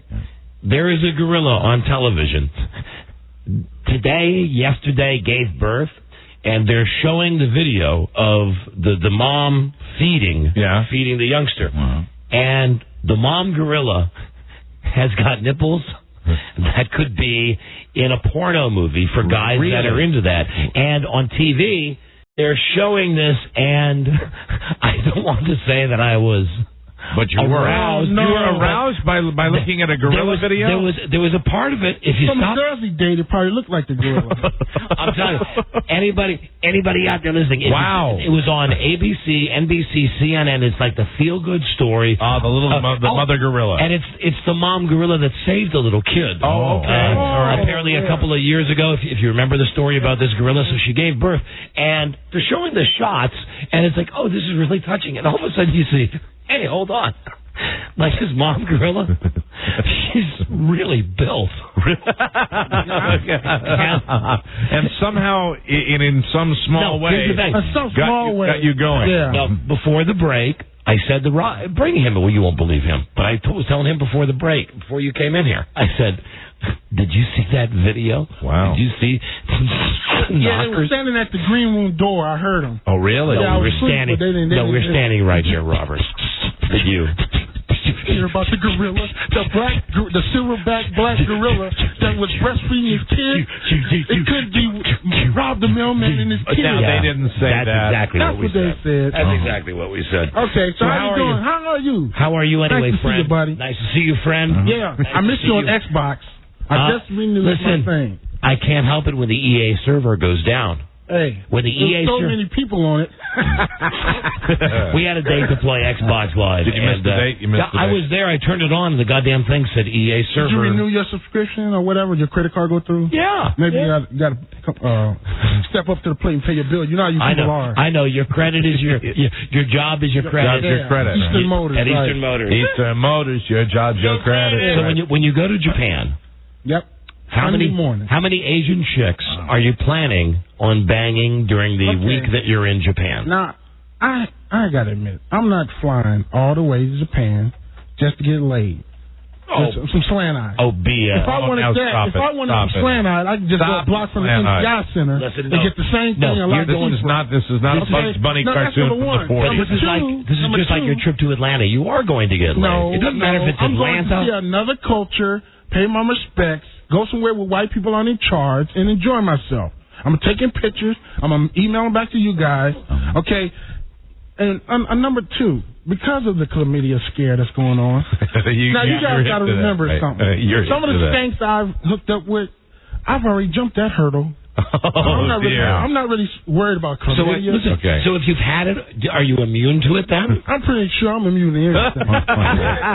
Remember the old saying, you know, we can't say it no more, but you know, hair for protection. Oh, hair for protection. I've gone bareback on a silverback gorilla before, so it ain't like I'm worried. I've done interspecies sex. So it is. The trip is to experience another culture. Now you could have gone anywhere though, right? Well, I'd go with the airfare. My goal was to go to Australia. It's the cheap airfare that got you. I'm gonna get to Australia one day, but it was the airfare. So you don't get VD, you give it. Exactly. Or chlamydia, whatever it is. I don't give anything, Don. Let's just get that straight first. You clean as a whistle. Robert the Mailman. Maybe a flute. But you know, I'm tell you what. Like I said, I'm not going over there just to get laid. If it happens, it happens. Now I gotta admit, my hotel bathroom can scream all she wants, but I'm definitely gonna leave some, you know, something there. You realize that in Japan, in a lot of Europe, things are Europe a lot smaller. Well, no, I was going to say in Japan things are smaller, and they're going to go to the obvious, you know, because they're so much smaller. But even in all parts of Europe, when you leave America, everything is smaller. The facilities, yes. I mean, I've experienced in Europe are a little bit smaller. The rooms are smaller. The bathrooms are smaller. Well, you can go on the internet now. You can actually see the rooms. So I'm just hoping to have toilet paper. I don't want none of that rice. Have you checked out where you're going to stay? Yeah, I'm going to the Hotel Nagoya Hilton. Oh, that's good. Why don't you just announce it so our listeners will call you over there? Our listeners can't afford to call over there. That's true. That's the last thing I'm worried. Besides, I'm going as Victor Tiffany. Tiffany. Hold That'll on. be my name. Hold on. Here's a call for you. Sure. Now you even have the fake name you're going to be registered under. Victor Tiffany. Or Ron Mexico. One of those two. Don and Mike show. Hello. Hello. Yeah, you're on. Yeah, you're on with Robert, the mailman. Yeah, Robert. I don't want to sound racist, but is there a reason you're going to Nagoya? There we go. The Sambonia wasn't available, okay? Sambonia was all booked up. Sambonia. Oh, God. Hello, Don and Mike show. Hey, guys, what's up? Hey, hi. I just want to tell Robert, I heard him say he's going to Japan to get away from the white people, someplace where we don't control. Yeah. But after World War II, we set up Japan's government. We control the military, so you can't escape us, Robert. He's got a good point. He's got a good point. Wow. Because, hey, Don, I made a mistake this morning. What was Guess that? what was on TV? What? The invasion of Japan was on PBS. Yeah. And I watched the whole thing, man. It was very interesting about World War II and how these guys are about respect. So you won't forget that when you go over there. You won't forget while you're having a good time that 50 years ago those bastards had the sneak attack. Yeah, and I understand that. And I also understand that we couldn't serve together back then. You know, you and I, if we were in World War II, would be in different divisions. Yes. I'd be in the all-colored, and you'd be in the regular division. Not me, I'd be like Adrian Cronauer. But, you know, the funny thing about it is Good morning, Tokyo. These guys are about respect, but they're liars, too. They're full of it. And it scared me because I don't know if some of the questions I wrote for the show that I'll be asking. Yeah, see, Robert is bringing a tape recorder with him, and he's going to be interviewing Japanese I don't know people. if that'd be appropriate. Okay. Like, I just give you one question. Okay. What does radiation look like? Now, is that appropriate? Oh, dear. I think it's fine. You know the obvious one. Do all your relatives know the war's over? That's a good one. I have no problem with that. That would be based on the individuals they find on these islands occasionally that have been there for 50 years. Right. Thank you, Robbie. The size matter. Actually, Robert, it was How tall are you? 63 years and 7 months ago. That was that's from Rob Spiewak. December 7th, right? Yeah. 1942? 41. 41, I'm sorry. My bad. I was a history major in college. Don and Mike show. Hello. I know you can't believe a color went to college, but that's cool. Hello. Hello, guys. Hi. Is Robert there? Yeah, he's right here. I'm here. What you want, son? Everybody loves Robert, him. man. How you doing? I got a comment for you. If you don't like being where the white man's in charge, I did not say you that. can go back to Mother Africa and see how I did not say organized that. The white man has. All right, That's the always one. I hit the delay on that. Is that what you want? No. You said bleep that. Don't ever bleep. What is all right? The guy. I thought you said bleep that. Okay, right now. The guy said, the whole. You hear it all the time. Right, Go back to Africa comment. And you'd be surprised how I feel about that. I'm not going back to Africa ever. You know, I'll always. Why don't you go to Africa? You know, I see flies every day. I don't need to go to Africa to deal with that nonsense. Besides, the truth of the matter is, it's not all white people's fault about slavery. There's slavery going on in Africa before y'all got there. Thank you. And it's going on today. Yeah. And we got the best end of the bargain. So Thank you. F them. Okay. But you said you're going where the white man's not in control. It's just a joke. It was a joke. A throwaway. God damn. It was a joke. You know, these people get so serious when I come on. It was a joke. Yeah. Are you going to try? The call is retarded. When I come on, it's a political show. Based on the outfit you're wearing, Bill O'Reilly. Are you going to try sumo when you're over there? Yeah, I'm going to put in an application. I'm going to bring one back to you, Mike. No, seriously. Because me and you could be a tag team. No, I'm serious. You can try sumo. You look like a sumo wrestler. Don and Mike, hello. Don and Mike show. Your stomach is hanging over your jeans too, fat man. I've lost 8 pounds there, my friend. Hello. I can't tell. Yeah, well, wait. You wait. You don't watch, all right? Hello. Mr. Jack Boots? Yeah. Watch out for these boots. Hello. What you going to do with them? Yeah, you watch. I'll put them right up there. Yeah, that's right. Really? Yeah. Okay, we're doing it right now. Okay. No. Don't show me that. What do you like to take your shirt off? No, America. Mike, whatever you want. Don't put his shoes up my black. Robert, don't, Robert, please. Don't take off your clothes. Robert, I'm sorry for whatever I said. But don't show Mike your black. Oh, there he goes. No. No, Robert, pull it up. Please pull it back up. Robert, I will never, ever say anything offensive to you again. Not to play in this bug. Robert, I will never say anything offensive to you again if you pull your pants up. Oh, God, pull them up. Pull them up. I'll never insult him again. That is a great hat you're wearing, Robert. Oh, my God. Don't be scared. I'm terrified right now. All right, yeah. Oh, man. Oh. Woo. Yeah. Well, we're all just winded. I got one word for you. Oh, hold on. What? Hello. Oh, he's got the translator. He's got the translator on. How do you say bleach? After seeing you, Ben. Oh, why I need bleach? I got the raccoon eye? No, don't get him started again, please. No. He's going to get all ramped up. Go back to your sharper image translator. Okay. I loved hearing that. I can't even. Okay, this is. Let's see. Bitch. That sucks. That sucks. $200, man. That's a ripoff.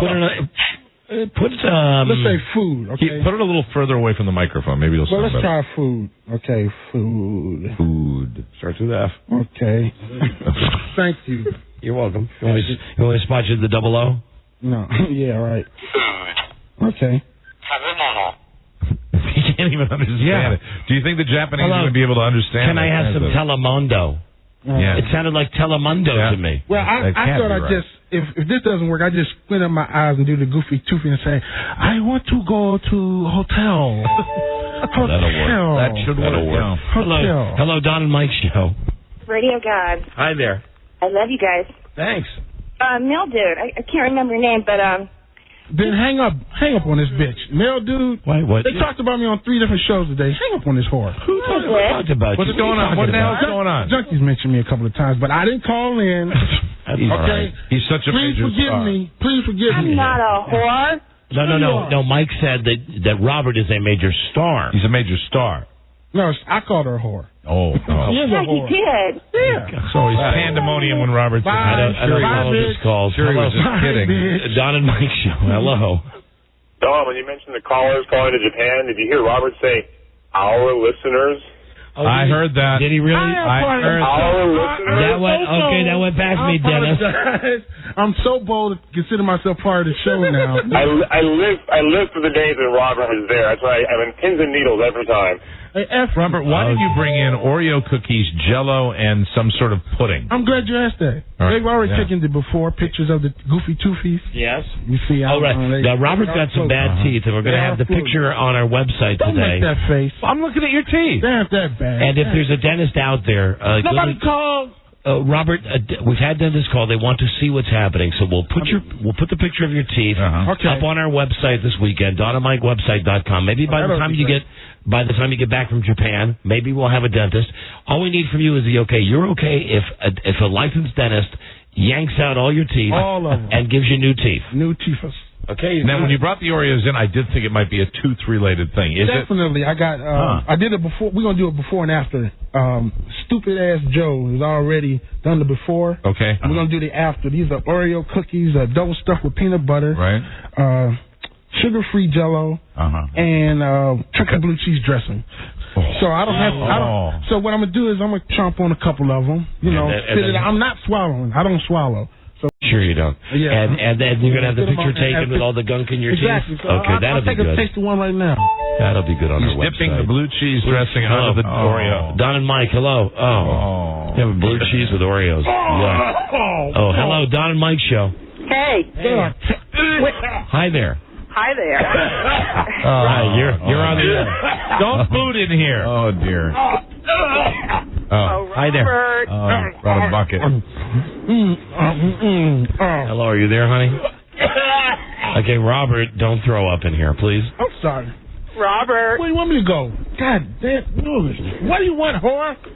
I'm performing here. What do you want? I'm performing here. I'm sorry I got the headphones in. He's performing for our listeners. Are you there, lady? Got the blue cheese on lady, what can Robert, we do for those you? your headphones? Yeah. No, what can we do for you, lady? Yeah, you I would like to go to Australia with Robert. You would like to what? Go to Australia with Robert when he goes.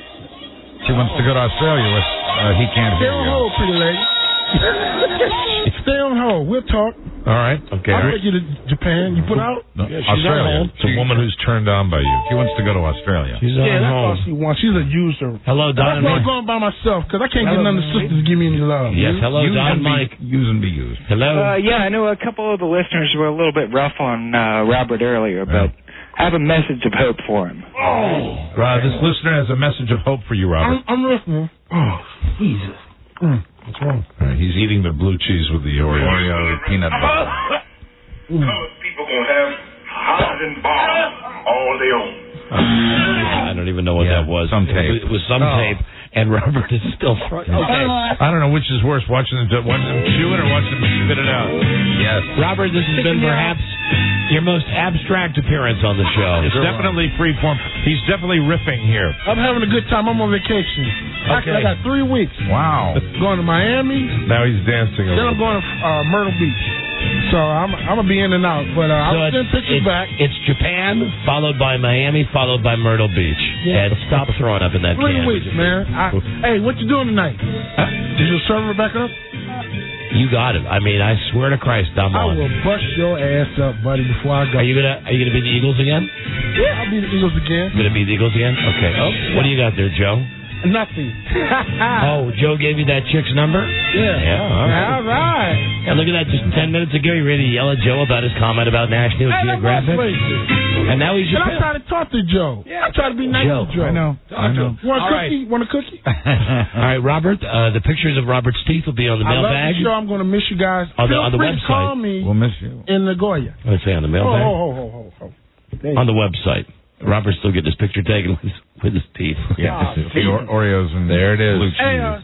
Hey, I'm going to give BA the number. I had to delete that out. You can say she's going to feel your mitt, but you can't say she's going to feel yours. I'm going to get a picture of her kissing my... My recommendation also would be one more picture of Robert. She looks good, man. One more picture of Robert with his teeth, with a real close-up. So if we get a dental professional, he can give Robert a decent, if you get a close enough picture, you can get a decent assessment of the teeth. I guarantee you, I promise.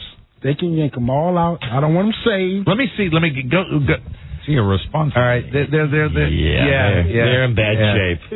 Yeah, I see them. I saw them. Yeah. People across the So street. you'd be satisfied to have them all taken out. They can have them. All right. You can have them. All right, Robert. eBay. Have a great trip to Japan. I'll talk to you tonight. I'll see you tonight. Tonight. Mike. Yes, Robert. Always a I'll be at pleasure. the restaurant tonight. Yes, I'll see you later. Just like this. Absolutely. Yeah, you come Can I in. get a free meal? Huh? Can I get a free meal? Not if you're dressed like that. You can't. Why not? No, you Okay, can't. come on, get out of here, Robert. All right, fellas. Get out. Have a safe trip. Thank you. Have a safe trip. I'll see you in Xbox Land tonight. Yeah, call me in Nagoya. Okay. Bye-bye. We'll call you. Tokyo, We'll call you over there. the World Expo. So wait till we get these. The pictures of his teeth will be great, but the pictures. Can you take your bucket with you, please? Take your puke bucket. You don't want no food? No, thank you. No, I'll pass. The pictures of him in Funny his man. outfit. Thanks, Robert. There you go. Okay. There you go. The cookies with the blue cheese and look at him.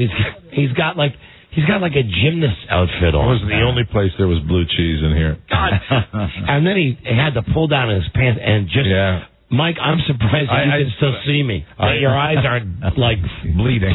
He knows how to get me to back down. And burning. He knows how to get All he me has to back to do down. all he has to do is whip off that damn skin. And he started pulling that down, and I was humbled immediately. So imagine the joy I have when I see him delivering my mail. That's what people don't realize, and everybody should know, that he is Rob's legitimate mailman. And all I'm going to do, I'm going to look out, waiting to see if the flag is down on my mailbox, and I'm just going to see those underwear. They're burned in my eyes. His little onesie. Weird. I do like him. I think he's a funny MFer. Yes. And I like playing video games with him online. That's right. I'm glad you do. I'm glad you like him. I really don't care for him. I'm kidding. Oh, I know. I know you like him. Yeah, I do like him. I just don't think you like him like I like him. Yeah, you like him kind of in a special way? Yeah, in that homo. In that very experimental way that I have. What time will you play ball with him tonight? Play ball with him? Oh, well, probably about 9. Do you suppose he'll have time to change? That's part of the allure. I bet it is. That I hope. And actually, if I could be totally honest, when I play Xbox Live against Robert, it's always strip Xbox. Even though you can't see each other. Well, we're on the headset. Got a first down. Take your pants off, bitch. Coming soon, video cameras. And you'll play his theme song, which is "You Can Leave Your Hat On." No, and this was my point about him. I know that you like him. Yeah, I know. But I know that he annoys you. No. Well, don't be afraid of him. No, he doesn't. I'm not afraid of him, and he doesn't annoy me. He doesn't annoy you? Annoy you? No. I've actually partied with Robert outside of this fine establishment. Oh, have you really? Yeah, absolutely. I didn't know that. He's legitimately come up to the restaurant. Oh, you let him in? Yes, I did. Yes. Thanks. Look around cafe. Yeah, absolutely. See, I got so you really like him? No. Well, no, hold on. No, of course I like him. Okay. Yeah, he's funny. See, when he's mellow and he's around me and he calms down, he's a nice guy. Okay, and I genuinely like him as well. What about you? I hate it. No, come on, be honest. He scares me a little bit. All right, I think that's your honest answer. Yeah, it is. Right? I didn't always like him. Incidentally, I didn't always like him. We evolved, and that's why I brought that up. Right, we evolved into that. He's funny. We have a good relationship. What about you, Buzz? I think he's funny on the show, and I like him as a person. I think he's a good person. Man, that's the first real lie we've heard. Because both of those statements from Buzz are completely untrue. This man is lying. Well, that is Robert. Do you hear how assertive Buzz was? We all had kind of like vague answers about it. We kind of got to, because it's still kind of confusing our relationship. Buzz, no, I figured it out. Yeah, that's right. There's no confusion here. I know what I like. See, I didn't. But okay, Buzz. Here's the real test. And I didn't know this about good buddy Mike. I thought that Mike, didn't hate Robert. Right. But I know. So did I. When he came in, it was like, okay, here he comes. Right. I didn't know you had actually socialized with him. Robert's a fun guy. So I would put you in the same category as me. See, Buzz, you're not at that level. So no, I haven't socialized with him. When will you socialize with Robert? Why don't you go to the airport with him tonight? Well, I guess I could. Whatever activity. You are funny. Would it be fun? Go to the airport, have a couple of drinks with Robert before he gets on the airplane to go to Japan? I'd love to have a couple of drinks with Robert. Conversations in one's front yard. Does that count as socializing? Yeah. Then I have socialized with him. Well, then I need to complete this. Yes, you do. I do. I've had great conversations with Robert, though, and so I look forward to more. This is funny. Listen to all of us. It's funny. This whole conversation is funny. I'm the only one. Some of my best friends are named Robert. Thank you, Bob. That's great. But understand, he could tamper with my mail. So yes. Really, that's scary because if he got really angry at you, I think it's more than mail. I don't think it's anything to do with mail. I mean, if he got real angry at you, I think he'd be DEAD. And I am not kidding. There's that part of me. That's why I'm friends with him too. Yeah. You know what I mean? Right. No. Yeah. Well, better be his friend and be alive than be an enemy and be dead. Well, I always aim to be cordial. It's a Southern tradition. Yes, it is. Thank you, Buzz. And we'll leave it there. That's how awkward it gets when it's 4 white guys and one black guy that really likes being black. I mean, he loves being black. Sure. He loves it. And he's going to Japan. What's the best way to get blue cheese off of your headphones? We'll have his pictures up on our website. Check out his teefers, and we'll be right back. This is the Don and Mike Show. This is the Don and Mike Show. So, another Friday is upon us. What'll you be doing, Smithers? Something gay, no doubt. What? You know, light-hearted, fancy-free. Mothers, lock up your daughters. Smithers is on the town. Exactly, sir. The Don and Mike Show. Get nude, squat, and cough for Don Geronimo and Mike O'Mara. Right. DonandMikeWebsite.com, the official website of our show. Yeah, the pictures of Robert up there. They'll be up tonight. The pictures of the Hot Balls contest from yesterday. Also, you get an affiliates page there.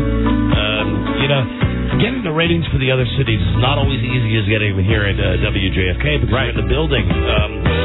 I will tell you that thank you to people in the following cities where we had good ratings. That's Baltimore, Live 105, Sacramento, KHTK, Wichita, KFH, FM at AM, Spokane, KJRB, Rochester on KHTK at Tampa Bay, finally showing up on 1010. Wonderful. So what we need is those program directors of those stations to email us the ratings. Please do. And we'll be glad to put them right up there on the front page so you people can know how good or how crappy the show's doing where you live. Yeah. Like to hear that there's good news in Tampa. Yeah. Well, it's relatively good news. Well, relative is fine. Sure. And what it means is the station's shown up. That's important. That's good. We've seen those before. It's gone from like nobody listening to all of us. Well, okay, somebody's listening. Nice to break out of the police radio range. And, on the other hand, I mean, I know that we were here giving each other handies the other day about D.C., but again, I have to say the ratings in Sacramento are spectacular. Yeah, they always have been. They are spectacular. Thank you, sir. Which reminds me of the commercial for Coors Beer. Yeah. Have you seen the new one? It's got these two doofuses sitting on the beach, and there's a chick in front of them, and she's got just big, beautiful eyes. And she's got a cooler that I guess has Coors Light in bottles. Right. And she's holding two of these bottles up. Is this the new plastic bottle? Yeah. And the guys say, wow, are those real? And she says, no, they're plastic. But they're spectacular. That's a good one. Yeah, it is just so kudos to Coors. Oh, and speaking of spectacular. Yeah, I'm sorry if my immaturity has offended you. Yeah. She is spectacular, Beth Ann McBride. Are you part of this BA? She tells me that we have a dentist already. Oh, wonderful. Get out of here, Red. I'm reporting your BA. Excellent. So we've got someone, he's going to look at the pictures of Robert's teeth, and tentatively we have a dentist who's ready to yank them all out. Oh, hallelujah. And give him the fake teeth. Is it a professional or a hobbyist? For Christ's sake, behave. There's pieces of me scattered from here to Pittsburgh on these football fields. Well, I think it's like a similar, have you seen the movie Batman with Michael Keaton? Oh. Do you remember the scene where the Joker's getting his face? The Joker? Yeah. Okay. I was thinking it was like Steve Martin in Little Shop of Horrors. That works as well. Does this hurt you? Okay, Corey Clark. Let's get past this tool. Right. We spoke about him yesterday. I think most people, the common sense thought of mine is that, okay, so they had sex, Corey Clark and Paula Abdul, BFD. It's over. I mean, if it was going to linger, it would have lingered, and it didn't. Right. It's on and gone. Want to hear what Clay Aiken has to say? Sure, I'd love to. Homo? Absolutely not. I think that's what's really, really strange. I think a lot of the stuff that we heard last night was somewhat circumstantial. We saw a lot of. I think a lot of it's hearsay, and I mean, we couldn't leave the. How would he know? Like, unless Simon's going to come on to him, right? Like Paula's ever going to come on to him, but he is. Clay, I'm going to send a cab for you. He is saying that he stands by Paula Abdul. House without checking out. We couldn't come back in without checking back in. I didn't get to see my mama. So we had it was a very secure situation, and none of us really was expected this. And for me, I think it's hard to believe at this point. Okay. I have inside information, I guess, but only because I know both parties involved. It's kind of, I guess. Shut up! Okay, there he goes. There's Clay Aiken. For him, backing up Paula. Hard to believe that a man and woman would get together for him. And here's Clay Aiken saying one other thing that I think I mentioned yesterday when I saw the report on Primetime the other day. Right. When they showed the two phone bills. Right. Yes. They were not showing what the phone numbers were. I think I mentioned that. Well, and you had no idea of knowing what the bill actually was. Right. Here is his take on that, I think. I can highlight my phone bill for you, Renee, and show you that. But I didn't see any information that proved that was her phone number. I didn't see anything at all. I can take you by her house myself. I know where she lives. I know where all the judges live. I guess part of it was circumstantial. The whole Sprint PCS story, where she said the reporter said that a member of the employees at the Sprint PCS store was willing to say that Paula and Corey came in together to buy a phone. That's what I said, but too. we didn't hear from that person, so I don't know. Really, the people who were backing up the story were Corey's personal friends and Corey's family. Okay, thank you. Shut up! In his very nice South Carolina, North Carolina way, he was saying it's BS. Yeah. He's swishy. And what's weird is making a lot of the same points as I was trying to make yesterday. That. Well, I think there's similarities between Clay and all of us. Two great minds. Mike? Yes. Michael. Okay, here's a quote. I got this on American Idol, idolonfox.com. Right. Because I still go to the web, even though my fat guy's out. Right. This is the greatest quote about Scott Sable. Did you notice in the audience at the last American Idol, Method Man was sitting in the audience with his friends? I'm sure you didn't. I didn't notice it. Anyway, if you go to idolonfox.com, you'll see this quote from Scott Sable about Method Man.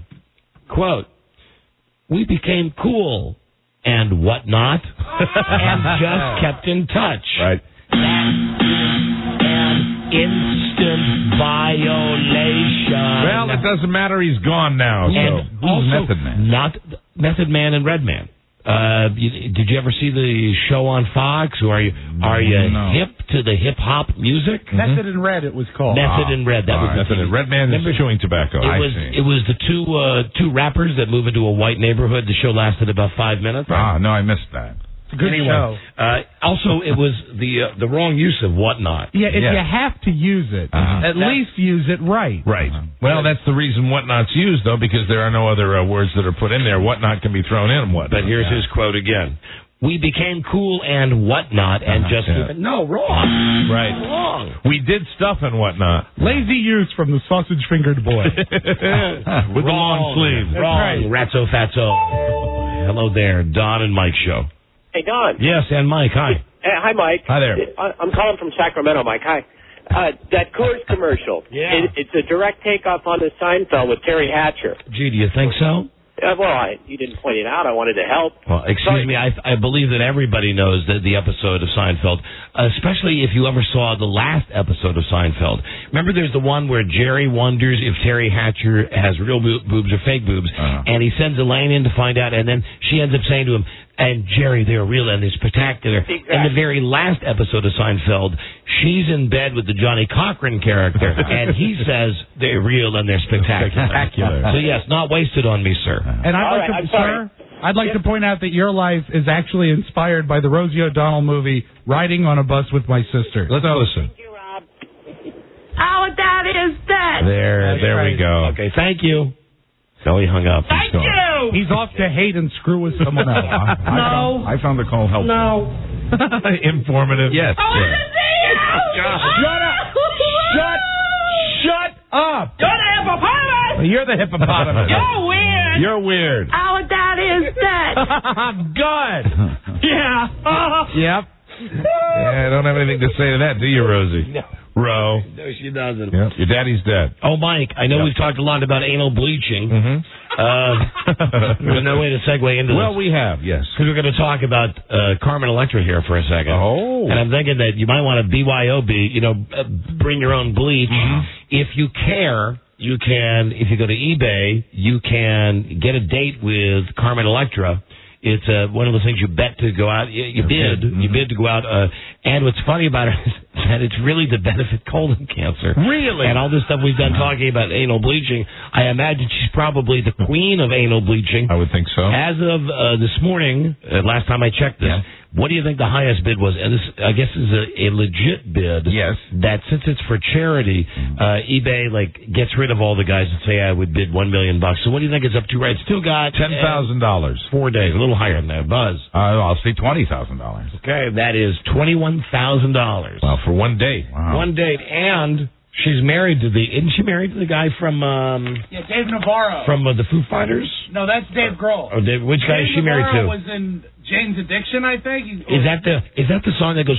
Roo, roo, roo, roo, roo? Is that? I can't remember.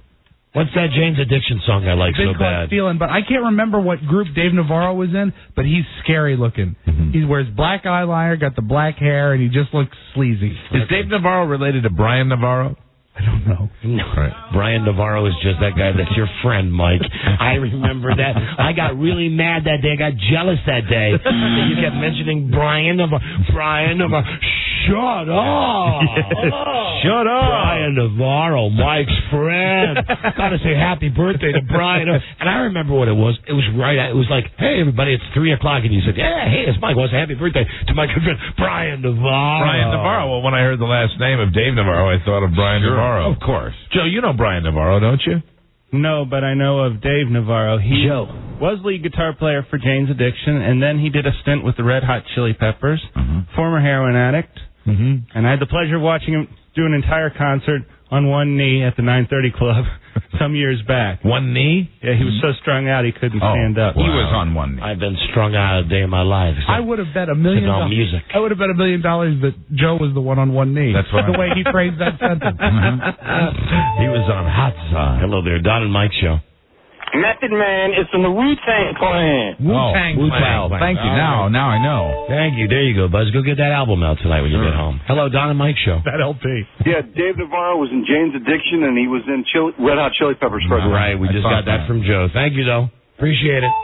Thank you for the call. Hello, Don and Mike Show. Red Hot Chili Peppers. That's who Dave Navarro was in. Okay, even though the delay is down to 40 seconds, still, you just got to let us... Okay. Give it away, give it away, give it away now. We got it. Teen Magazine. Teen People Magazine. I subscribe. Teen People. And that's why you have the sign in your front yard. Watch out, everyone. What did I read today on one of these radio sites, like not the gossip site, a news site, about some station in Tampa that they were sending out their Joe, sending out their danger boy to go to some sexual predator's house, some guy who's been convicted of sex crimes. Right. The guy that has the sign in front of his yard. Right. Like they were sending out their intern with a cell phone to knock on the guy's door and interview the guy. And do it under the guise of we're going to bring some attention to a serious problem. Hey, here's what we're going to do right now. Woo! Teen People. Crazy Morning Zoo. It's a sexy magazine, I'll tell you that. Teen People. Here are the top 25 stars under 25. A lot of these people, obviously, I've not heard of, and I bet you haven't either. You've heard of Liza. But it just shows me there's no future. There's no future for at least entertainment when the number one hottest star, the most talented star under 25 is Britney Spears. Boy, that's tough. Then you have Mary-Kate and Ashley Olsen. Oh, my tougher. God. Then you have Avril Lavigne. That's she's okay. Yeah. Paris Hilton. Hillary Duff. Lindsay Lohan. Natalie Portman. Jake Gyllenhaal. And then Ashley Simpson. Ashley Simpson. Those are your hottest. Oh, and Paris Hilton. I love this. Good luck. I only kept this story because I am the exact same way, and I believe Paris Hilton about this. I got this from Paris.com, and she's engaged to that guy named Paris. Yeah, the Greek shipping magnate. I always love that. He's a Greek shipping magnate. So it's Paris and Paris. Anyway, here's her quote. People can think what they want. I play dumb so that I read people better. If you act dumb, people don't think you realize what they're doing, and they say more than they would normally. Hey, isn't she clever? Me too, Paris. I do that too. A lot of us dumb people do that. We just pretend to be dumb. So based on her interview on David Letterman, she thought that Dave was a complete buffoon himself. Right. Just waiting to see if he'd really tip his hand. That's right. And don't forget, everybody, she's opening this weekend in that great movie House of Spiewak. Although that is supposed to be a killer scene, no pun intended, where she dies.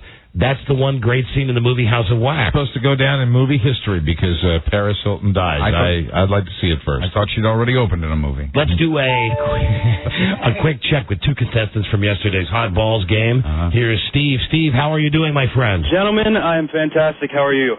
How are things in your shorts? They're a little bit hot, a little bit pink, but none the worse for wear anyway. How was last night?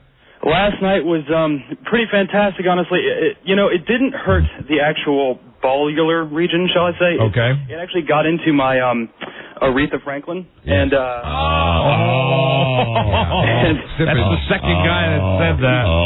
It was none too good, and it also got in my fleshy fun bridge between the and the Okay. And you're doing a good job of making that family friendly. Here's JR from yesterday. Hey guys. I have a new way of expressing it. The fleshy fun bridge. Hello, JR. Now, JR, were you the big winner? I was, and thank you so very much. Oh, you're welcome. JR, how are things in your pants today? We're doing all right. We're doing all right. A shower and some baby lotion, and we're pretty good. So a standard night. Wow. Well, congratulations again, JR. Thanks, guys. Big shout out to my final four friends.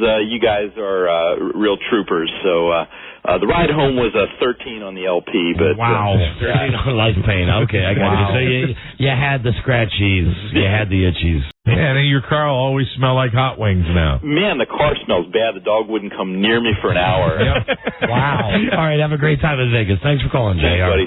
See you later. Bye-bye. All the great glass blowers end up in Las Vegas. That's right. I forgot the guy was a glass blower. Thanks for remembering that, Rob. Okay, real fast, because we got a great Friday favorite coming up. Here we go with a feel-good.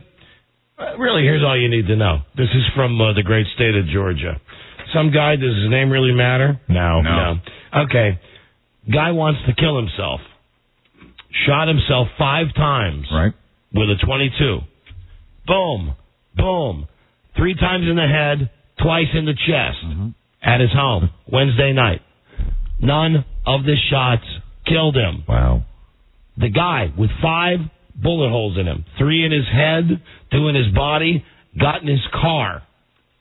Drove 10 minutes to the Clark Bridge, where he parked in the bicycle lane and jumped off the bridge. Somebody called 911 from a cell phone. The guy finally died. Oh, he did die. The guy finally died. Well, mission accomplished. But the feel-good part is that it was a guy, and we put the clip up, but it's from Georgia, and we lifted that Kelsey Grammer clip yesterday on the website from a TV station in Georgia, and we got a nice letter from them today saying, thanks for screwing up our whole website. Oh, really? Or we'd show you the video of this guy.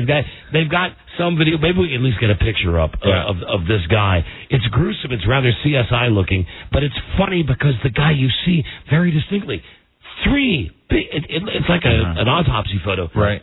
Like 1 in the forehead, 1 in the cheek, and 1 right below his neck.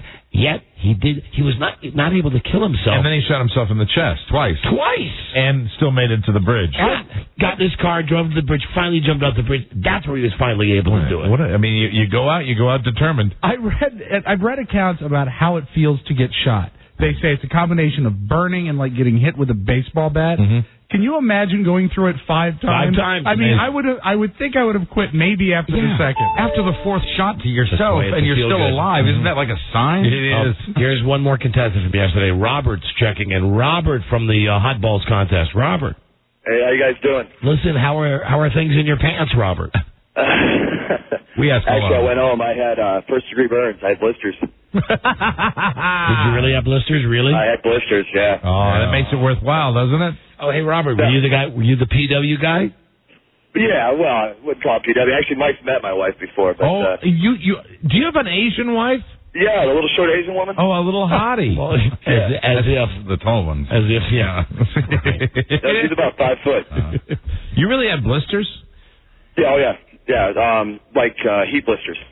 Wow. Down there. And, as the other guy had said about the Aretha Franklin, that's heat. That's the third confirmation. Everybody's saying that. Okay, thank you, Robert. Hope you're okay, my friend. Thank you. Thank you. See you later. Bye-bye. All the contestants from yesterday's Cinco de Mayo contest are checking back into this. It was a hot contest. So third guy's also in Aretha Franklin. I'm burning down there. What was it? The fleshy fun lane. Fun bridge. The fleshy fun bridge. Yes. That's it. We'll be right back, everybody. This is the Don and Mike Show. This is the Don and Mike Show. Did you ever suck the jelly out of a jelly donut and then fill it with chocolate swirl ice cream? The Don and Mike Show. They're all thonged up. Don Geronimo and Mike O'Mara. I lost my card here with my notes and stuff. On Monday, we'll get Beth Ann McBride to talk about the man here at the radio station that she's made cry. Come on now. And also on Monday, I got to check into the legal feasibility of this. Did you see Shondell out in the hallway talking to me? I saw Shondell leaving the building. Yes. I saw. Yes. Well, Buzz was a witness. Yes, I was. I was a victim of what I believe was some sexual harassment. She came very close to me and actually touched my elbow. Wow. Yeah, I saw that, too. And I made. File a report. So did I. Anyway, she said, did you get the email that I sent you? And I said, I have not checked. My email was screwed up today.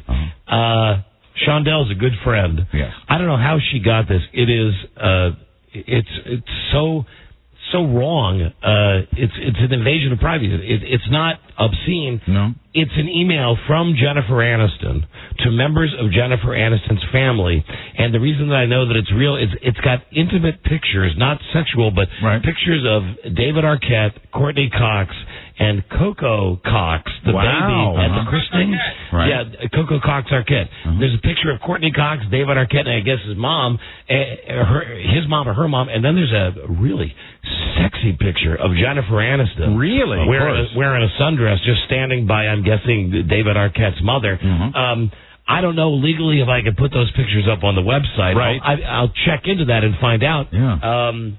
And who would have known that Jennifer Aniston's email address is? No, it doesn't. It just says from Jennifer Aniston. Anyway, pretty cool. Rob and I looked at the pictures, and they are definitely authentic. I think what you should do is reply to Jennifer Aniston and tell her that she can put a picture of you on her website. That's fair. And that way... It's a good idea. It's an even trade. Yeah. Anyway, I don't know where Shondell came up with that stuff, but, well, I'll figure it out over the weekend. Good. See if we can post the pictures on the website. Remind me about the guy and Beth Ann on Monday, and now, time for the Friday favorite. He's got a movie coming out this weekend. If you saw him last night on Larry King. Oh, that's very excited to come out. Hey, give me a chair, boy. Yeah. Oh, it's good. Don Geronimo. Jiminy Glick. It's great to see you once again. Good to see you. You're talking about Jennifer Aniston. I don't think she would have worked with Ben Affleck, do you? I don't think that would have been something that would have done really well. It's good to see you. How's everybody, Rob? Buzz? Hi. Everybody's great. My movie this weekend, you going to go see it? Your movie? You know, yes. Everyone is. Yes, everyone's talking about. Do you think it's going to be the talk of Hollywood? The Jiminy Glick movie. It's going to be a tour de force. This is a new thing for me. I'm very excited. I've always been talking to movie stars. No, I am one. I can't believe it. It's great. Have you been? I've been finding you, Jiminy. And how is your lovely, lovely wife and your two wonderful children?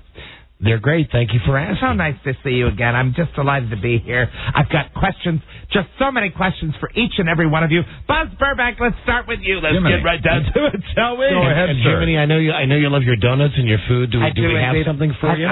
They've laid out a very lovely spread here. I'm just ready to go. I'm having a wonderful thing. Enjoy. Don Geronimo. Bonjour. Are your red people pleased with the casinos? Are they really? Is it tough being a Native American and surviving in America?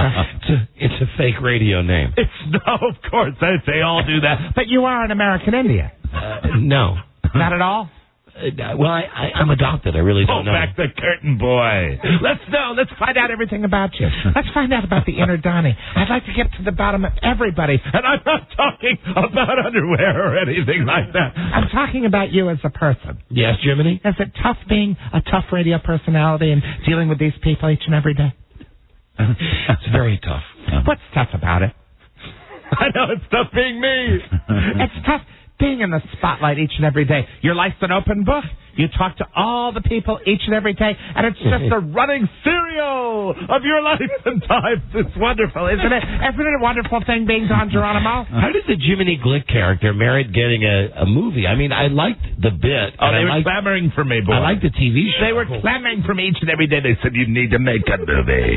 You must make a movie, Jiminy. Yeah. I said, I don't think it's appropriate at this time, and it wasn't. But then I decided I'd spread my wings like a beautiful butterfly. And I did. I thought it would be a wonderful day. Now, answer the question about you. What? True or false? Yes. You are a descendant of Sitting Bull. Is it true? Yes. Thank you. That's wonderful. Buzz Burbank still battling addiction? I off and on, yes. Each and every day? Every day is a new day. It is a fiddle boy. Thank Look you. at that. 83 years old. You can't tell. Try to You stay in can't shape. tell. What have you had done? Actually, nothing. I just try to eat right. And I've had nip-tucks everywhere. I tell you, there's certain parts of my body that are used as collagen and lips all over Hollywood. I'm telling you. Let me slip off these huge Harry Carey glasses. I love your Harry Carey glasses. Thank you so much. But Rob Spiewak's here. Rob Spiewak, the brains behind the show, I've heard. No, I wouldn't say that. You like being behind the scenes. You do. Tell me the truth. You enjoy that. You love being the power behind the throne, don't you, boy? Answer me. That's nice of you to... Now, Jiminy. Good Lord. Jiminy. Oh, my eating. Now, listen. Why do you put an entire donut in your mouth? I enjoy donuts. But you realize... I tell you, these are not fresh. Oh, I'm sorry. Go over to the supermarket. Go to the supermarket, boy. What was that? That was like... They're not as fresh as I'm used to. No, I know. They were fresher on the set of Larry King. Yes. I don't mind telling you. Let me ask everyone a question. Yes, Jiminy Glick. Go ahead. Is it tough doing the radio show with all these cameras in here? Well, there are no cameras in They're here. above your head. We don't know. I count. Hold on. I count 1, 2, 3, 4, 5. There are 20 in here. What? They're track lights. Light Of course fixtures. they are. I'm expected to believe that. Yeah. Of course I am. All right. I'll have my custard on the side, please. Rob Spiewak, are you still having a stigmata? Is the sign of Jesus still bleeding? The hands bleeding in the middle? I've never had that. Holy man! Holy man! Of course you are. You're a holy man. Have you always been so religious? Rob? Actually, yeah. When did you decide to leave the seminary? Seminary, it wasn't working out. It wasn't working out for you, Rob Spiewak. You're a sensitive man, aren't you? No, and You've got sensitive thoughts. You're deep and sensitive. They call you a bigot, but you're really every man. And I have needs. You have needs, don't we all? We all have needs. What are your needs, Jiminy? I've got needs, boy. All right, well, I've got needs that would curl your hair each and every day. Let's talk about you. Dixie, just this morning. Your wife, Dixie? My wife, Dixie, was saying to me, she said, Jiminy, when you go on that radio show, make sure to get behind the scenes. Get behind the scenes of who they really are. Did I know her before you married her? Was your wife's maiden name Normus? The foul patter gets you in trouble with the law. Does it really, Don Geronimo? Do you have people waiting outside for you saying, cuff him? Put him in the back of the cruiser. He said something about that. But I do love the little fleshy fun part that goes between the two spots. Mine's not fun at all, boy. I must tell you, it's actually rather angry at this stage in time. I've had that fleshy area irritated and I don't need hot sauce. Where's Joe Ardinger, the man who called Dr. Fad? I think do you want to see him? Yes, I'd like to speak to him. Hey, Joe? Joe Ardinger, front and center, boy. Where is he? Let's get him here right now, Joe. Jiminy Glick wants to see you. And I want to respect everybody on the show because I know it's a collaborative effort. There he is. Right. Oh, my God. Yes. Joe Ardinger, how are you? How's the brain damage? Just fine. Is it difficult working with this fast-paced show when you're mentally challenged? No. You're still doing well? Sure. Still getting the hair styled yourself. That's wonderful, boy. Get out of here. I'm done talking to you. It's time for another lunch break. Oh, he's having another Now, donut. this thing with the donuts is a little out of control, Jiminy. I just have to feed myself. You require calories. Yes. You require calories. Think of yourself. You require calories from your man of discharge. I've lost 45 pounds. Really? I have a head. Good for you. How much? Not going down the right way. How much is this is real? How much of this is fake joking? That's exactly really sucked down into my lungs. That's right. A napkin, boy. Get me a napkin, please. Make it two. Sweet Joe, he reminds me of my boys, Matthew and Modine. They're so wonderful and so delicate and sensitive. They really are. Yes, absolutely. I said, stay away from Hollywood. That's why they're plumbers now. Yes, working in the plumbing industry. Oh, but seriously, we have to relax and enjoy ourselves right now. Right. I'd like to congratulate. Excuse me, that shot out of my mouth. You got stuff all over your mouth. Robert the Angry Mailman. Actually, a white man in a suit. Isn't that correct? No, I think he's about the blackest guy we know. Oh, pull back the curtain. Tell me the truth about him. Isn't he really just he's sort of it's all makeup, isn't it? No, he's a black No, he's not. He's a black man. That can't possibly be real. I saw him in his suit. You're telling me the truth that he's real? Yes. He's a real man? Yes. Not a paid actor in black makeup? No, he's a real guy. Oh, you fooled me, and I can't be fooled. I wouldn't mind telling you that. Oh, I'm so exhausted. But the show's taken on a new dimension since you brought on a new producer. Tell me about her. Oh, Beth Ann, she's fantastic. Where does she hail from? All over the place. She's Where Charlotte. did you get her from, boy? Got her from North Carolina. North Carolina. Oh, wonderful. The Great Smoky Mountains. I enjoy that. Whoa. Beth Ann McBride, she juggles her time between preaching and crime fighting. Isn't that accurate? Is it true that she is completely still? How old today? How old would she be, roughly? Beth Ann McBride, your new producer. Answer the question. I want to get to the bottom of it. She's in her 40s? In her 40s, and she's still not sexually active. Isn't that correct? She has a daughter. Lesbian or no? Pardon me? Lesbian or no? Lesbian or no? Is she a lesbian, boy? I don't know. Bring her in. I must speak with her. She's the person that stirs the drink of the show. You asked Somebody her. behind the scenes players, but only two real stars. Am I right? And is your partner still rehabilitating? Yes, he is. He deserves all the credit in the world. Hello there. Oh, it's Beth Ann McBride. So nice to see you. How have you been? I've been good. It's great. It's the show business ladder. Oh, excuse me. I just spit that out of my mouth. You did right on your shirt. We're climbing up one thing, and I ate the ghost piece, didn't I? You ate it. You ate it after it fell back out of your mouth. I've always said waste not, want not. That's right. Beth Ann McBride. Yeah. Talk about your likes, your dislikes, your puppy dogs, your cat o' nine tails that you have in your bedroom. Do you have a collection of leather? Is it true? I've heard dominatrix. Is that your thing? Is that your fetish? Do you have fetishes, Beth I Ann? do. Tell us about them. My fetishes? Your fetishes. Yeah. What are your likes, your dislikes? What is it? Who's the real you? Who's the real you? Who's the person like behind you, Beth Ann McBride? Pardon me? I like you. You like me? I do like you. Well, it's mutual. How about a hug? Here we go. Oh, that's Yeah, nice. a little hug. now. Watch out for the food particles. Oh, he's smothering her. Oh, dear. I think I've soiled myself. That's so embarrassing. Oh, you suggest an older Christina Ricci. Accurate or not? I hope not. I hope not. Oh, no. Not at all? It's a good thing. That's right. You have a large collection of adult toys in your boudoir? Not one. Not one. Do you not a single one? Not a single one. What's the matter? I understand the social life is lacking. Is that true? Yeah, is I it a work a painful? lot. Are you a happy clown, Beth Ann Yeah, McBride? I'm happy.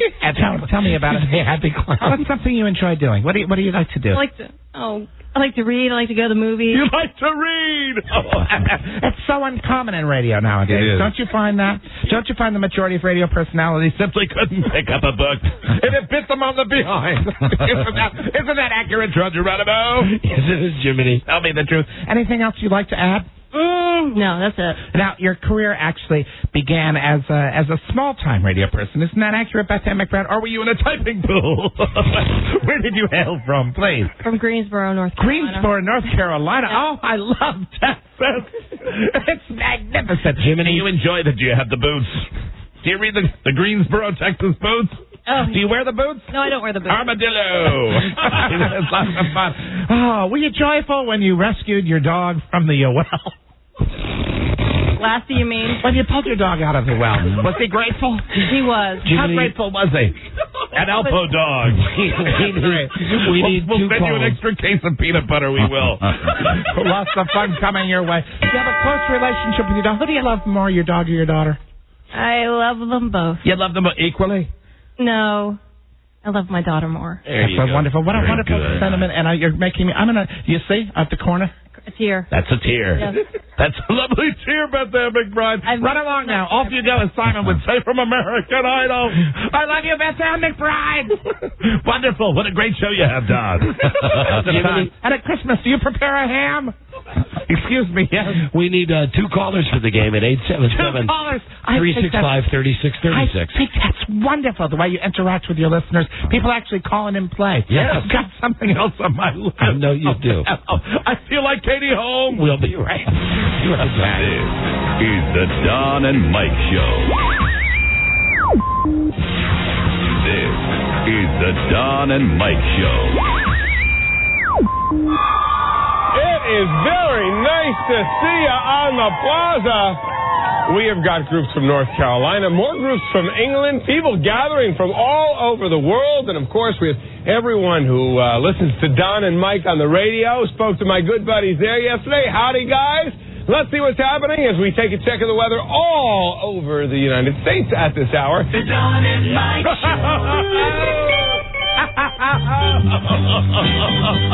Aren't we supposed to laugh coming out of commercial? Always immense in thought. The Don and Mike Show. That's Dave Price. That's right. CBS weatherman. No, he works for NBC. I love his father, Vincent.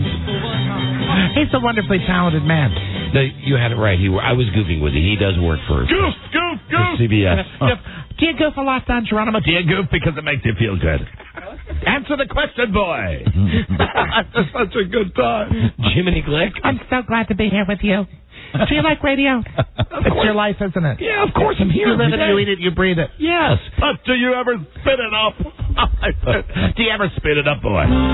I could ask you the same. I spit it up all the time.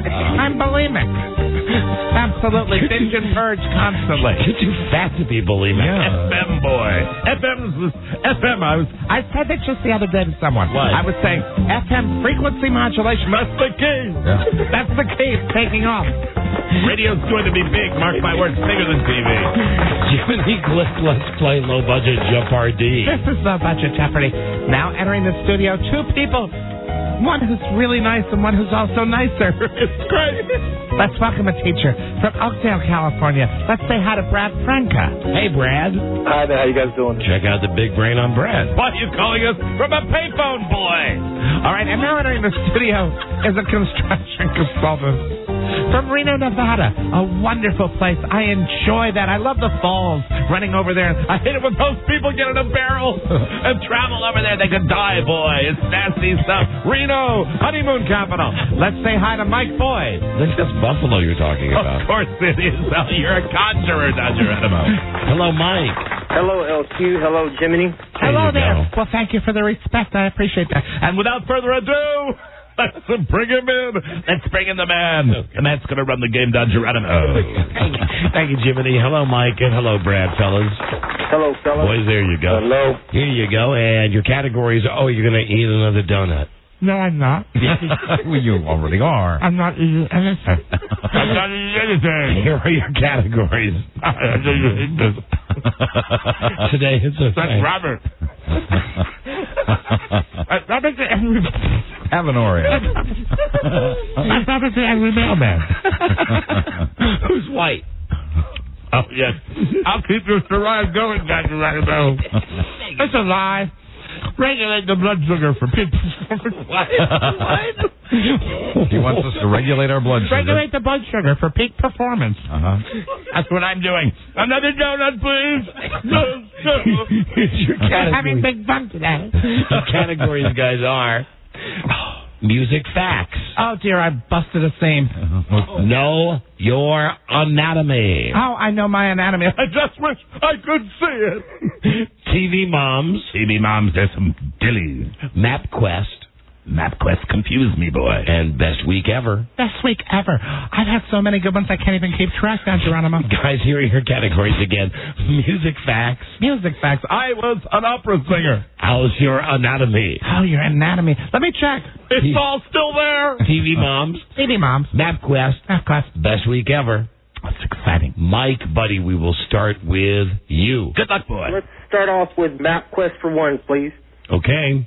City located What, you okay? I'm sorry, something in my throat. The Splenda Sweetener disagrees with me, boy. Oh. This city is located 127 miles south. Not splendid to me. Of Erie, PA.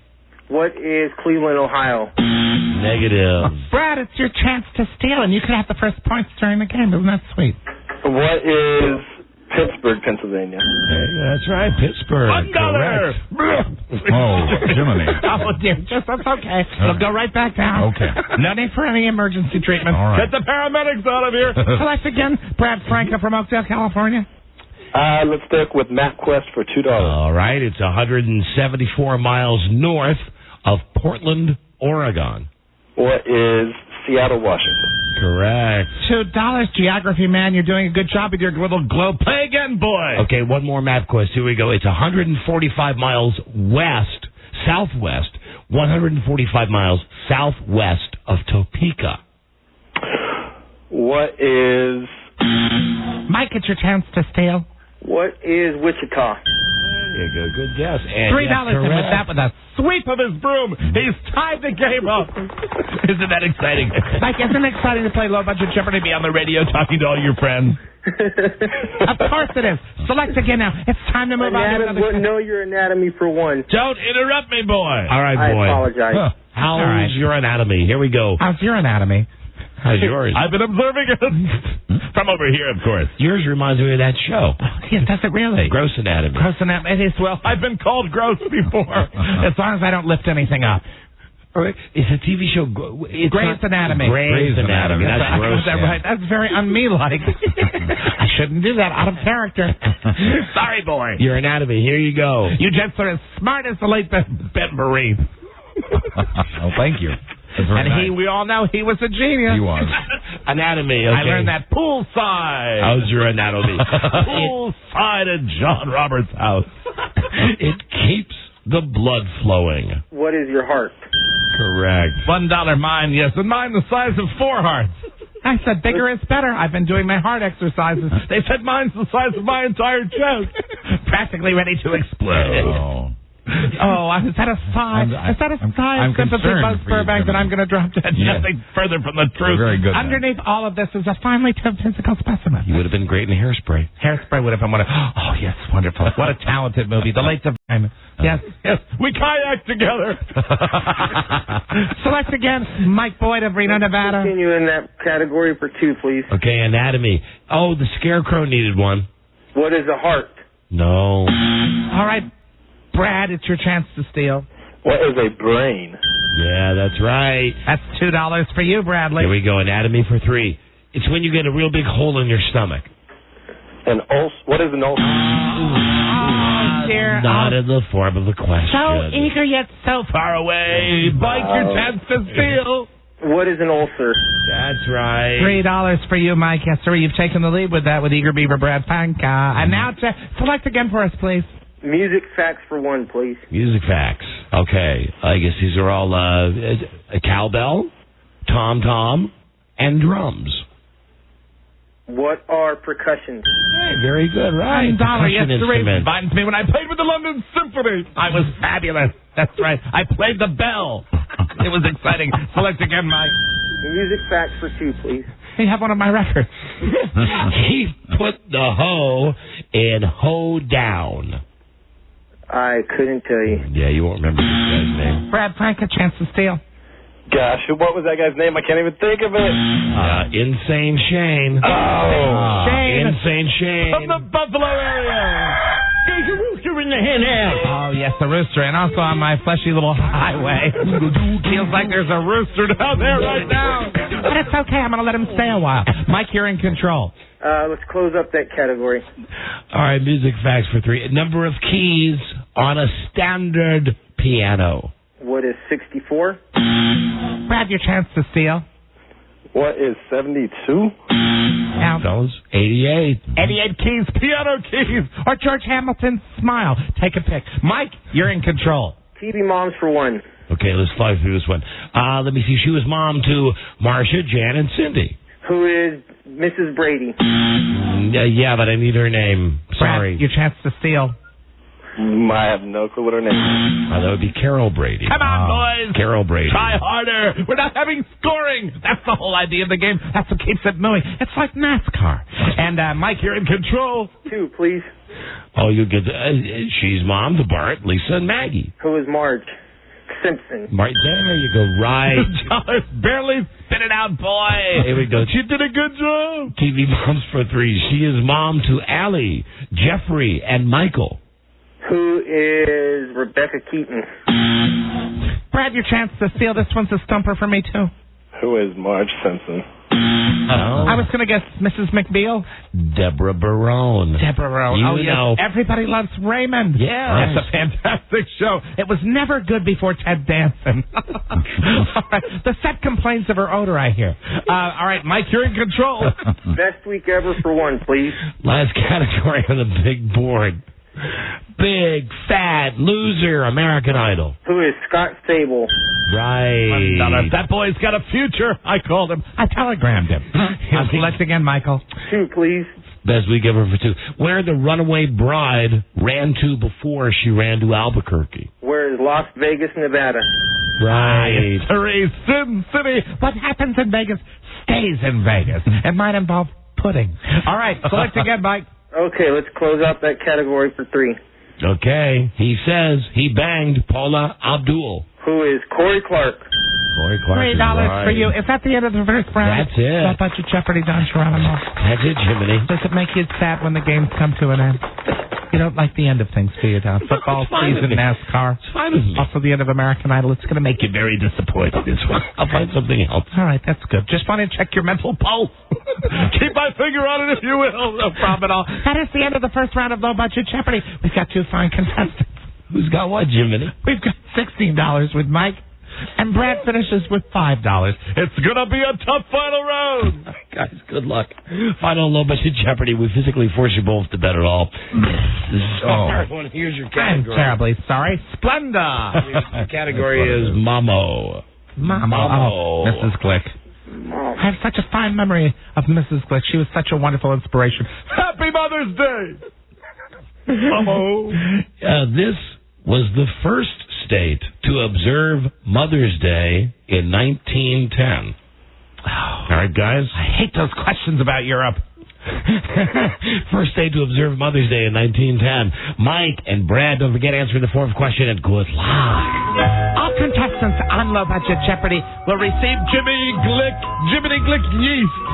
Oh, yeast. You know, for years, as long as I can remember, the Glicks have been baking. And for miles around, friends have raved about the creations coming out of the Glick kitchen. And now you can get the secret ingredient. We make our own yeast.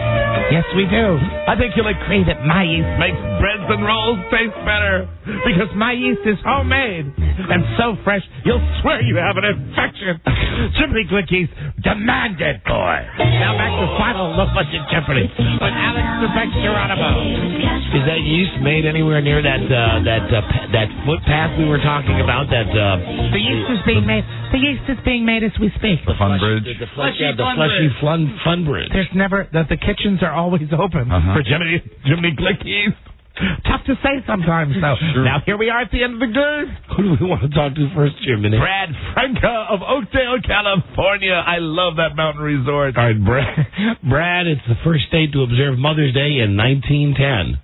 What is New York? I'm sorry, boy. Knocks you out of the game. Management's so happy. Here you go, Mike. No pressure, but if you got it right, you're the big wiener. I guess what is Florida? No. No, you're wrong. You could have tried harder, both of you. The answer is West Virginia. West Virginia. West Virginia. West Virginia. I love the Pacific Northwest. And that means, it's the type of game that Yallen FM will love. We're giving away no money today. And Don Geronimo is sad because it is over, like all things have to end. Do you miss the farm, Don? Every day, Jimmy. Of course you do. Yes, sir, you old farmhand. Mike and Brad, don't go away, Matt. Just go away. There's a rooster in that house. Here's Jiminy Glick.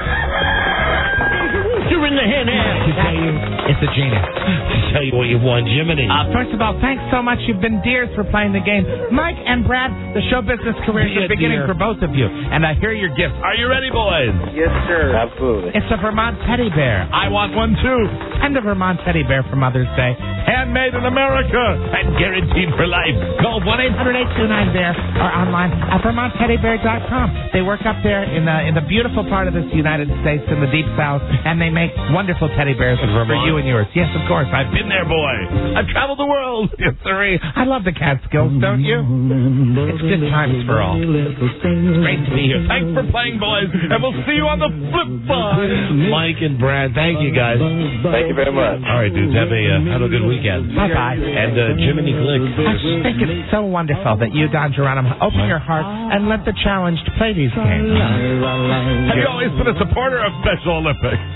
Of course you have. Don't be modest, boy. Wave your horn. Toot your bell. There it is. Didn't sound like any horn or bell I've heard. Oh, I like that. So many sound effects, so little time. What's the other one? Stay tuned for news and comments on the Don and Mike Show. Listen to him. He's wonderful. Yeah. Share the recipe, boy. We all crave it. That's your gift. Thank you. That's what you do. You've got a gift. Share it with the world. Time for Buzz. In a world where owning a radio is strictly forbidden, one man found a way to bring good news to his people. That's wonderful. He made it up. Hey, Buzz? Yes. Hey, Jiminy. So wonderful. He can still perform for you and with you as he's battling that terrible cancer. Yes.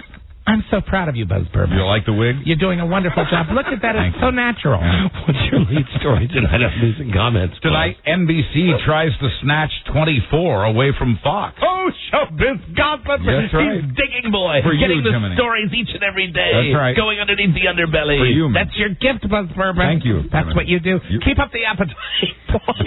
I'll try. Jiminy, that was very... It's the Don and Mike Show. This is the Don and Mike Show. What's the word from Planet Crackpot? The Don and Mike Show. Working amongst the drones. The Don and Mike Show. Yeah, hey, get a chance, go to our website, donandmikewebsite.com. See all the pictures from yesterday with the great balls of fire. You get the audio highlights. A download feature for you there. All right. And, of course, don't forget we're whores. We got a big store. It's a significant store, and, it is Mother's Day this weekend. Yeah. Still got time to get your mom that Raw Mexico shirt. Buzz, Burbank, News and Comments. Extra long. Brought to us by Viramax. Someone called for a doctor? The world's #1 sexual pleasure performance enhancer. It's #1 because it works with Dr. Develop. I played that. Someone called for a doctor? Thing too early. Call 1-888-TRY-VMAX. Now here's a man loves this song as much as I do. That's you true. do, don't you, Buzz? I sing it along with it every time. Here he is. Howdy. Hi, Don and Mike. Hi, fag. Hi. NBC is desperate to get back into the big three among the TV networks, so it's trying to grab the hit show 24 away from Fox. The network wars have been nastier this year than they've ever been. First, ABC tried to hurt American Idol with its not-so-impressive primetime investigation, and now this. Fox has less than 2 weeks to announce its new fall lineup. Advertisers want to know now so they can plan how to spend their advertising dollars in the year to come. Negotiations between the makers of 24 and Fox have been difficult. The irony is the maker of 24 is a company called 20th Television, which is part of the same company that owns the Fox TV network. But, didn't they have the same deal on NBC for a long time? Yes. But NBC owned and operated all of those shows like, what, Mike? But nothing. What? I just went for one of my waters, and I realized it had been, it has Robert blue cheese and Oreo. You may want a fresh one. Yeah, I think so. Yeah, see it. Yeah, it's gross. That was fresh. That is gross. Mm-hmm. And there's a tooth in it. Friends was owned by NBC, right? And I think there was talk that they were going to shop it to another network at the very end when they were to hold them up for more money. Right. There are a bunch of shows that have jumped networks. It's not uncommon. It's happened over the years. But a lot of times it's with loser shows. You know what's really ruined it is like having the WB. Right. Because now you have a show that, like, was that Grounded for Life? Grounded for Life, yes. Couldn't make it on Fox. Right. So it's on the WB, and even though it gets half the audience on the WB, it's a hit. And it hangs in there. Yeah, and it stays on the air. Until now, and of course, now it's been canceled. Oh, has it really? Yeah. Well, I'm going to have to shoot my TV tonight. The WB is where shows go to die. So along comes We Desperately Need a Hit NBC, ready to bid higher than the Fox network. Hit shows do, but rarely switch networks. No matter how this turns out, the makers of 24, including Kiefer Sutherland, are about to get a very nice raise. All right, hold on, Rob. Bid high, bid to buy. Give me a book here. Hold on. Oh, it's the director of TV shows. Here are the books that were on, the shows that were on 3 networks. On all 3, NBC, cool. ABC, CBS. Wonderful World of Disney, I know, is one. That's right. That's one, Buzz. Also, Father Knows Best. Smothers Brothers, Comedy Hour. Steve Allen Show. That Williams Show. Then you have on 2 networks. Made it on 2 networks. Boy, the Bionic Woman. Did you know the Bionic Woman was on NBC? Really? That's what it says. Wow. NBC and ABC? I remember, ABC. How about Dan August? Remember that show with Burt Reynolds? Yeah. It was on ABC and CBS. And Real Sex? That was on HBO and Cinemax.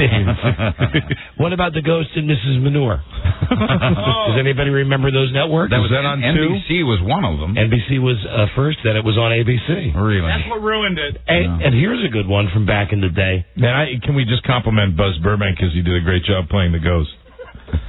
He was great. I've shaved the beard because I want to try to look younger. What about Get Smart? Get Smart was on ABC. No, it was on NBC. And after it was canceled, it went to CBS. I didn't know that. No, I didn't either. I figured Get Smart for an ABC show. No, NBC all the way. Hold on, let me see what else. Almost all the way. If I can find one more in this book that anybody would give a rat's ass about. Tarzan was on NBC, then he was on ABC. I didn't know this either. Wonder Woman started out on ABC and then went to CBS. Right. CBS. A lot of them end up on CBS. Yeah. And I do think Matlock aired on all 3 eventually. Really? Yeah, that wouldn't be in that book because that book CBS used to be where shows go to die. Right. But not anymore. Not as much. No, CBS is a hot network, Buzz. God, I can't wait. Is NCIS on tonight? Or Judging Amy? That has moved to the WB. There's so many great hot shows on CBS. Numbers with a 3 instead of an E. I love Friday nights. Yeah.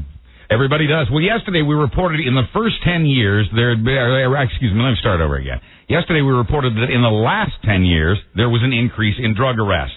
82% of this increase was for marijuana. Oh, yeah. A further breakdown of the new FBI figures shows that most of these arrests were for possession, not smuggling, not selling, possession. Cocaine and heroin charges over that same 10 years sharply dropped. The upshot is, for reasons that are unclear, the war on drugs is now mainly the war on marijuana. The government's going after your pot and your porn. There he goes, editorializing again. No, I'm stating a fact. They are. But the story was about how the government is going after drugs. What does that have to do with porn? FBI statistics back that up. Well, what it has to do with porn is that's the other thing the government is going after. He just doesn't like seeing the plain car outside his window every morning when he goes to get his newspaper. Good morning, guys. The federal government, has stepped up its pursuit of prosecuting pornographers. In the last 4 years, 20 businesses and individuals have been convicted and 20 more indictments are pending. And so the work that was launched by the very spooky John Ashcroft is being continued by his successor, Attorney General Alberto Gonzales. And is that the official way they call him? The very spooky John Ashcroft. Yes. Right, okay. In fact, Gonzales has just given U.S. attorneys across the country their marching orders to tell him by the end of July what he needs to know to go after even more purveyors of adult entertainment. Tell me what I need to know. This is Gonzales. Come on now, go get them. I want them all behind Bart. How can I get Al Goldstein? Al Goldstein of Screw Magazine. Gonzales is even setting up a special new investigative unit at the Justice Department. He says he's doing this to, quote, protect citizens from obscene materials. Go Gonzales. But there is no need to mess with that Homeland Security crap. Go get the guys that sell dirty pictures. And what you need to know is this will be like the war on drugs, a very expensive effort that even if we quadruple the convictions, won't make a dent in a $10 billion a year industry. Buzz, are you saying there's a demand for it? I'm saying there's a $10 billion a year demand for it that Americans pay voluntarily. Give me a break. And then you see something like, did you see the videotape of the old lady being beaten up? Yes, I did, and it says disturbing as it comes. Yep. There's a thing on all the DC stations here. There was a woman, an 80-something-year-old woman who amazing, was down by Foggy Bottom, an area by Capitol Hill, and she, I guess, was one of these ladies that sold crap. Right. She was a vendor, local vendor, beloved, I guess, in the community. And they got on a security camera. This guy come up and just beating the crap out of her. And that's when you think, gosh, I don't know if we should be going after drugs or going after terrorists. Or let's just go after guys like this. Go after the creeps. Yeah. And go after the guys that put 3 bullets into a car for no reason. I love the fact that the TV stations, at least, let me see. Now, I've seen it on 3 different stations. On Channel 7, the ABC station, they said, what we're going to show you is disturbing, and we're not going to show you all of it. So on Channel 7, they just showed it's that grainy, security video thing of the guy walking. She's an old woman, in a walker, and the guy walking in, and then right as he's about to punch her, they stop the tape. Same thing on Channel 9. Now, I don't remember if it was 4 or 5. I forget. Whichever one. 5, I think so. They said, this is disturbing. Yeah. And they showed it. And then they showed it again, and then they showed it again. It's been 4 days in a row now of seeing this old woman get the crap beaten out of her. I think Channel 5 even showed one kick in a promo, and I was shocked. Yeah, the thing is, you're absolutely right, though, that they've got to direct their efforts at this kind of... Right. This stuff is still going on in every major city, every single day, and do you ever hear about many of the captures for these guys? No. And I know Buzz is making a point about pot and about porn and everything else, but goddamn, I agree. I mean, that's awful when you live in America. When you see something like this, this old woman is just selling crap, and this thug just comes up and wails on her. And the thing is, they've been hanging this on the top shelf. Beat her to death, right? Yeah, they've been hanging this on the top shelf of the newscast for the last 4 days. Everybody says the tip line and everything like, and we can't catch this bastard. No, it's apparently not. We got a picture of the guy. You can see the guy. We have other priorities. Yeah, I guess so, Buzz. So do they do in Texas. Texas lawmakers are getting tough with perhaps the greatest threat to American morality, the cheerleader. Legislators in Austin have voted to give state officials the authority to study high school cheerleaders, their moves, and exactly what they're wearing. State officials will focus on where the skirts lay against the girls' thighs and what might occasionally peek from underneath. They'll study their necklines and their pom-poms. You never miss a jump split, no matter what. Y'all didn't drop your palms together. Did y'all count wrong? You're still walking on your heels. It almost looks just like you have weak ankles. Pose on count 1. That's just lack of thinking. Jump, split, down, and hit. Yeah, that's sexual. Texas officials say they will shut down dance routines that seem too suggestive. Quoting Angry Al Edwards, who's the sponsor of the bill. Hey, it's Angry Al with you. Girls can do all these overly sexual performances, and we applaud them, and that's not right. Hey, who are we to judge? Maybe Al's gay. At every high school, there's one girl every boy notices, every male teacher looks at, and every man wants. She's the naughty cheerleader. That's right. There you go. Al actually blames the cheerleading routines for teen pregnancies, dropouts, and the spread of sexually transmitted diseases. Yep, they're the reason. Goes back to cheerleading.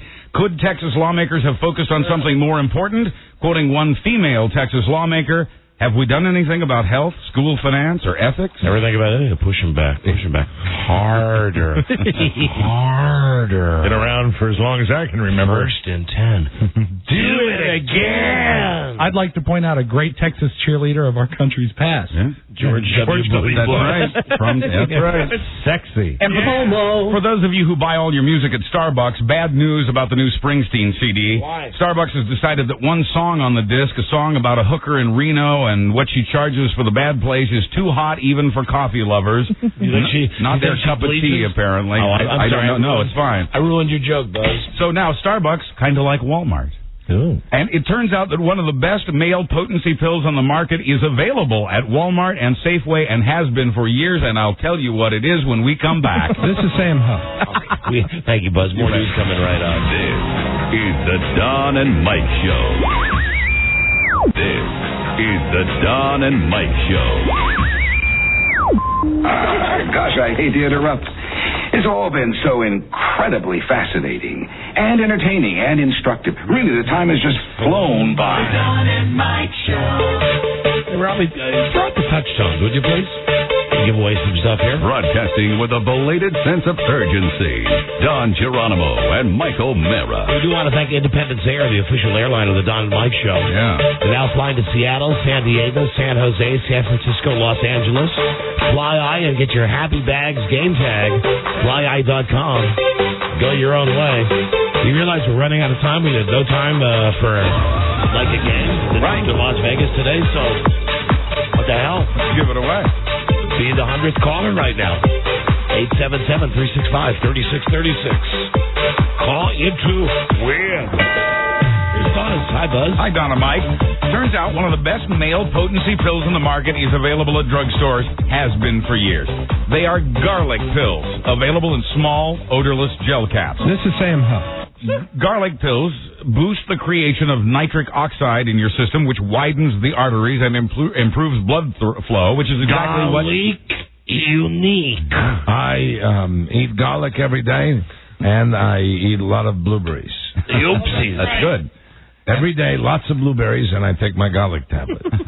And in other words, garlic does exactly what Viagra does. The artery widening also makes garlic good for your heart. Doctors already knew about the connection between impotence and heart health. It's great stuff, garlic. New research from German scientists backs up all this, and the American Heart Association's expressed interest in that research. I'm also big on the purple grape juice. Who makes it? Welch's. Aaron Brown and Newsnight's coming up. Aaron Brown's got the oopsies. Hi, it's Lay King. We'll be talking to... What's her name? Is it Donna Karan? Donna Karan. We'll talk to Donna Karan about Rush Limbaugh and... Or maybe it's Donna Karan. I don't know. The one he's going out with. Not sure. Oh, yes. We'll ask her about his oopsies. Oopsie. And meanwhile, back in Kansas, the big school debate is over evolution versus creationism. Here we go. Apparently, they've never seen Inherit the Wind or read about the famous Scopes monkey trial because they're playing it out all over again in Topeka. I know not these things you speak of. Creationists have even found a researcher to say that the whole concept of DNA could only have been developed by a designing mind. Thank you! But a spokesman for a science group in Kansas replies with, "It's clear this is not a real science discussion." Yeah. Message to Kansans, the key to evolution is try to keep up. Excellent. Your home state. In sports, ever since January, they're officially the Los Angeles Angels of Anaheim, and they are not the favorite baseball team of California lawmakers. You know, is that the most ridiculous goddamn thing you've heard? You know, they screw with teams in California more than any state in the union. It was the California Angels. It was perfect. The lawmakers, having solved the rest of the state's problems, are now looking at a bill that would force the team to say on their tickets and in their advertising that they don't actually play in Los Angeles. And why do they... I don't get it. I was fine when they were the Anaheim Angels. The Anaheim Angels, California Angels, doesn't matter. Orange County Angels, whatever. One lawmaker whose district includes Angel Stadium says the Angels with their new name are using fraud to market themselves. Angels of Mercy. He says it's like selling orange juice that contains no orange juice. Angels in the outfield. Angels of Death.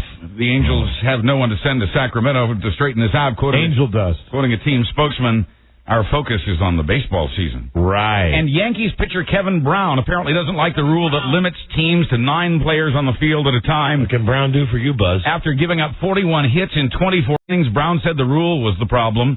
Changed the rule, and quoting him, the game is a completely different game. Yeah, you're real sad about that, about the Yankees having problems, aren't you? Kevin Brown, he's an asshat. And finally, it takes a lot to impress a cop. They've seen it all, but Baltimore detective Greg Jenkins was impressed when he arrested a man who had called to report his car stolen. Okay. The same car the man had carjacked. The car's original owner spotted the car and hired a towing service to bring it home. The carjacker says he reported his car stolen because he'd left his wallet in it. Quoting Detective Greg, this really happened. That's great. Did it, Buzz? I did. Okay. I'm Buzz Burbank on the Don and Mike Show. No! That's great. You never know. Sometimes you got to check with Buzz. Have a great weekend, everybody. Don and Mike website.com. All right. That's the official website of the show. Love you, Freda. Love you, Bart. We'll be back Monday with the all-new episode. give away this last trip to Las Vegas for this week. Hello there. Don Mike Show. Hello. Listen, you're the 100th caller. Oh, gosh, are you kidding me? Yes. Wow. What's your name? Any idea? My name is Chrissy, and I'm very sure of that. And Chrisanne, where are you from? I'm from Stanford. Beautiful. Listen, please enjoy your vacation to Las Vegas on Independence Air. Thank you so much. Thanks. Hold on. Have a great weekend. That's the easiest trip she ever won. Yeah. Listen, we got to go. Brian Carruthers, great. who's a graduate of the College of Rock and Roll Knowledge, is coming up next. And I think tonight he's going to be counting down the top 10 songs from this state in 1964. It's awesome. And they're going to do a cooking segment. There'll be a lot of Beatles tonight on the Brian Carruthers Show. In fact, he's having two members of the Beatles that you never heard of. Their names are Ron and Fez. That's next on WJFK. We'll see you Monday with a new episode. Good day to you, sir. Good day to you, sir. Good day to you, sir. Good day to you, sir. Yeah, happy Mother's Day. Yes, happy Mother's Day weekend, everybody. Yeah, don't forget Father's Day. Mom, I love you. Have some pie. And how about you, boy? I've got my fingers crossed. For? I hope Brian reads my long-distance dedication. Keep up your appetite, boy. So we meet again. This is Sammy Davis Jr. saying, be kind, be nice, and I hope the next performer has the pleasure of having as nice an audience as you've been tonight. And let me leave you swinging. This is the Don and Mike Show.